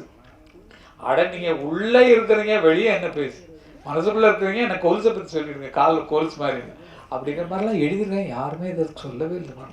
இத்தனை பேர் தான் கேட்டிருக்கீங்க. இந்த மனசு நஞ்சனரம் தான், வந்து விழுந்த நல்ல விதை தான், சந்திரனம் தான் சாட்சியம் வச்சு சொன்ன கதை தான், சொந்த கதை தான். தோளை தொட்டு ஆற ஐயா சொர்க்கத்தில் சேர, மாலை வந்து ஏற, பொண்ணு சம்மதத்தை கூற, சந்தனம் கரைச்சி பூசணும் எனக்கு, முத்தையும் கணக்கு மொத்தமும் உனக்கு. இப்போ பாடும்போது தெரியுதில்ல அவங்களுக்கு, ஏன் இந்த வார்த்தையை ரசிக்க மாட்டேங்கிறீங்க? எதுக்கு யூடியூப்ல இளையராஜா இசையமைத்த பாடல்கள் போடுங்க? எதுக்கு கங்கபரன் எழுதின பாட்டு போடுறதில்ல? எங்க யூடியூப் பாட்டு தேடி பிடிச்சி போடுங்க சார். நீங்க யார் எழுதுனாங்கன்ட்டு போடுங்க. எங்களுக்கு 2 பேராலும் உருவாக்கப்பட்டது. நல்லது யோசிங்க. இளையராஜா டியூன் கொடுத்தா நாங்கள்லாம் பாட்டு எழுத. சிந்திய வெண்மணி சிப்பியில் முத்தாச்சு என் கண்ணம்மா, செந்நிற மேனியில் என் மனம் பித்தாச்சு, சேலாடும் கண்ணில் பாலூரும் நேரம், செவ்வானம் எங்கும் பொந்தூவும் கோலம், சிந்திய வெண்மணி சிப்பியில் முத்தாச்சு எழுதுறோம். அப்ப இவ்வளவு ஆழமான பாட்டை கவனிக்கிறதில்ல. நீங்க வெறும் டியூனை கட்டு விட்டுறீங்க. உள்ள பாருங்க என்ன கஷ்டப்பட்டு எழுதியிருப்போங்கிறது. எந்த பாட்டுமே பார்க்கும்போது தான் கேட்கும்போது தான் தெரியுது. இப்போ தான் கேட்குறேன் அதிகமான பாட்டு. என்னோட பாட்டு கேட்கும்போது பரவாயில்லையே, நம்ம நல்லா நான் இலக்கணம் இலக்கியம் படிக்காதவன். இலக்கணம் ஒரு 8வது வயசு 8வது வகுப்பு தாண்டலை. இளையராஜாவும் 8th ஸ்டாண்டர்டு, பாரதிராஜாவும் 8th ஸ்டாண்டர்டு, நானே 8th ஸ்டாண்டர்டு. அதுக்கு மேலே படிப்பு ஏறல, பிடிக்கல. எங்கள் அண்ணெல்லாம் எங்கள் அண்ணன் பாவல் வரதராஜன், பாஸ்கரனா, ராஜாண்ணா 3 பேரும் சேர்ந்து நம்ம வீட்டில் ஒரு ஆள் படித்தவங்களா இருக்கணும்ப்பா, நீ வந்து தயவுசெய்து நீ படிப்பை கண்டினியூ பண்ணனா, நான் இல்லை எனக்கு பாட்டு தான் வேணும், எனக்கு படிப்பு வேணான்னு சொல்லிட்டு அண்ணன் கச்சேரியில் போய் பாடுவேன். எங்கள் அண்ணன் கிரியேட் பண்ணவர். எங்கள் அண்ணன் பாவல் வரதராஜன் இல்லைன்னா நாங்கள்லாம் ஒன்றும் சத்தியமாக வந்திருக்க முடியாது. ஏன்னா அவர் தான் எங்களுக்கு பாட்டு எழுத சொல்லி கொடுத்தார், பாட்டு பாட சொல்லி கொடுத்தார், கதை எழுத சொல்லி கொடுத்தார். அது இல்லைன்னா எங்களுக்கு நாங்கள் இவ்வளோ பெருசாக வந்திருக்க முடியாது. எங்கள் அண்ணன் ஃபாலோ பண்ணி தான் நாங்கள்லாம் வந்தோம். எங்கள் அண்ணன் போட்டெல்லாம் அருமையான பாட்டுகள். அப்போ பால் இருக்கும் பழம் இருக்கும் பசி, பால் இருக்கும் பழம் இருக்கும் பசி இருக்காது, பஞ்சனையில் காற்று வரும் தூக்கம் வராது அப்படின்னு இருக்கோம். எங்கள் அண்ணன் என்ன பண்ணுவாங்க, 7 ஜனங்கள் உட்காந்து கேட்டிருப்பாங்க கம்யூனிஸ்ட் கட்சி கச்சேரியில். அதில் அந்த டியூனில் எழுதுவாங்க, நான் அதை பாடுவேன். அப்போ வாய்ஸ் சின்ன குழந்தையா இருக்கனால ஒரு பெண் குரல் மாதிரி இருக்கும். ஏர் பிடிக்கும் உழவனுக்கு நிலம் இருக்காது, எந்திரமாய் உழைத்திடுவான் பலன் இருக்காது, கட்டிடங்கள் உயர்த்திடுவான் கலையழகோடு, ராவில் கண்ணுறங்க தனது சொந்த வீடு இருக்காது, தறி பிடித்தே உடை குவிப்பான் சாயம் விடாது, நொந்த தனதுடலை மறைக்க நல்ல துணை இருக்காது, ஏர் பிடிக்கும் உழவனுக்கு நிலம் இருக்காது, எந்திரமாய் உழைத்திடுவான் பலன் இருக்காது. மாற்று கருதுல கொண்டது எங்கள் அண்ணன் தான். இது ஏழை மக்கள் பார்த்துட்டு கண்ணீர் விடுப்பாங்க. அவங்க நிலைமை ஆமையா நம்ம இப்படி இருக்கோம் அப்படின்னு சொல்லி சிந்தனையை கொண்டு வந்தவரும் எங்கள் அண்ணன் பட்டுக்கோட்டை கல்யாணம் தான்.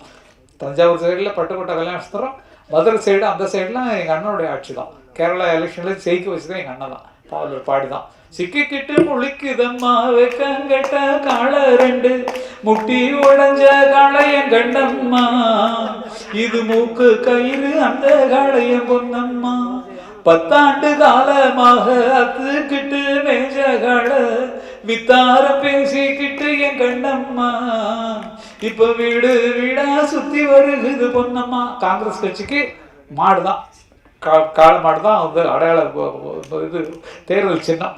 அதனால சிக்கிக்கிட்ட முடிக்குதுமா வெக்கங்கட்ட காலன்னு எழுதி புரட்சியை ஏற்படுத்தினவர். அழற பாட்டு போட்டாங்கன்னா ஐயோ, அந்த மாதிரி அழுது ஜனங்கள் அழுது நாங்கள் பார்த்துருக்கோம்.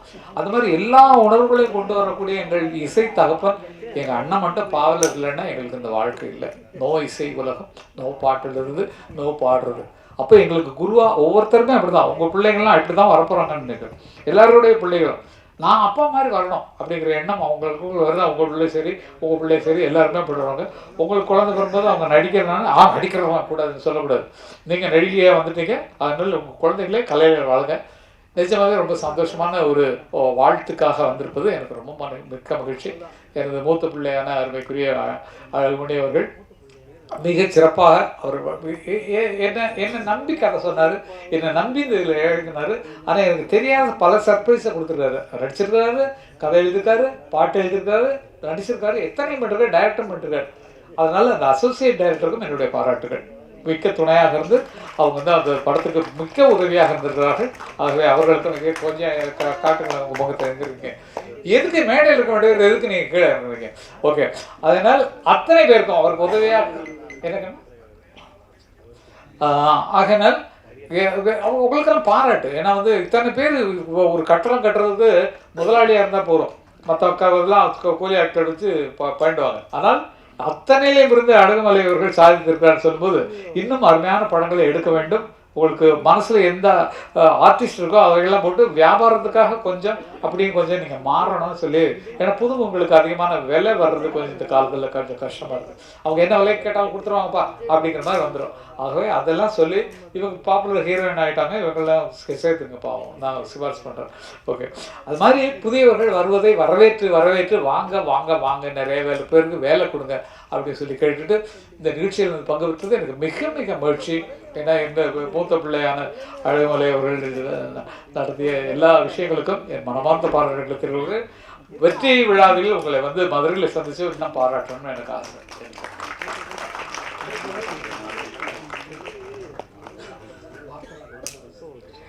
ஏன்னா இந்த படத்தின் பாட அந்த இது ஏன்னா குழந்தை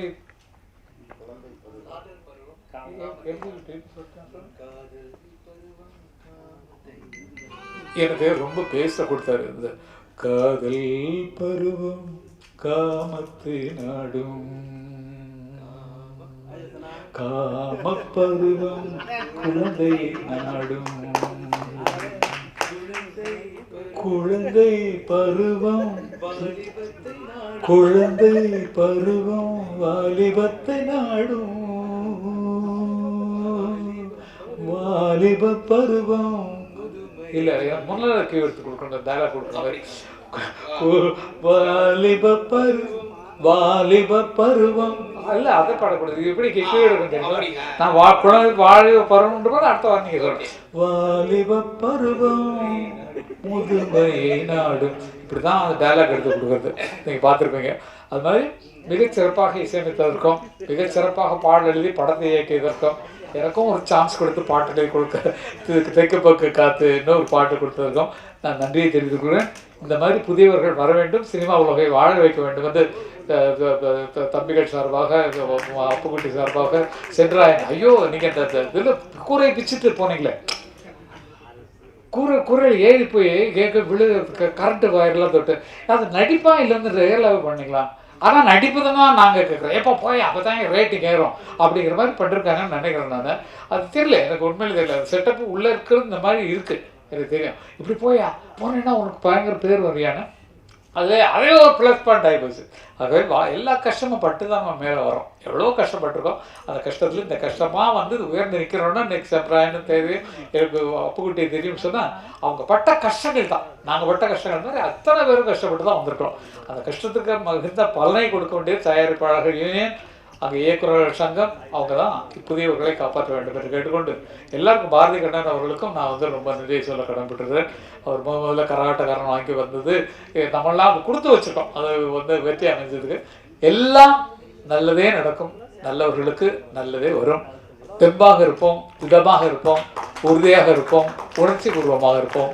வாழ்வோம் வாழ்வோம் வாழ்வோம், அனைவரும் வளமுடன்.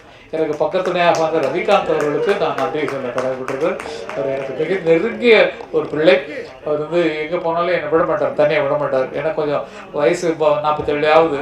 அந்த 47 வயசில் நமக்கு கொடுத்தா என்னது என்னாச்சு 47 வயசுலேயே எனக்கு இந்த மாதிரி கொஞ்சம் ஒரு சின்ன ப்ராப்ளத்தினால இந்த எலெக்ஷனில் என்னென்னா அதில் கொஞ்சம் இருந்ததுனால காலில் கொஞ்சம் இருந்தால் இப்போ தான் ட்ரீட்மெண்ட்டுக்கெலாம் போயிட்டு வரேன்.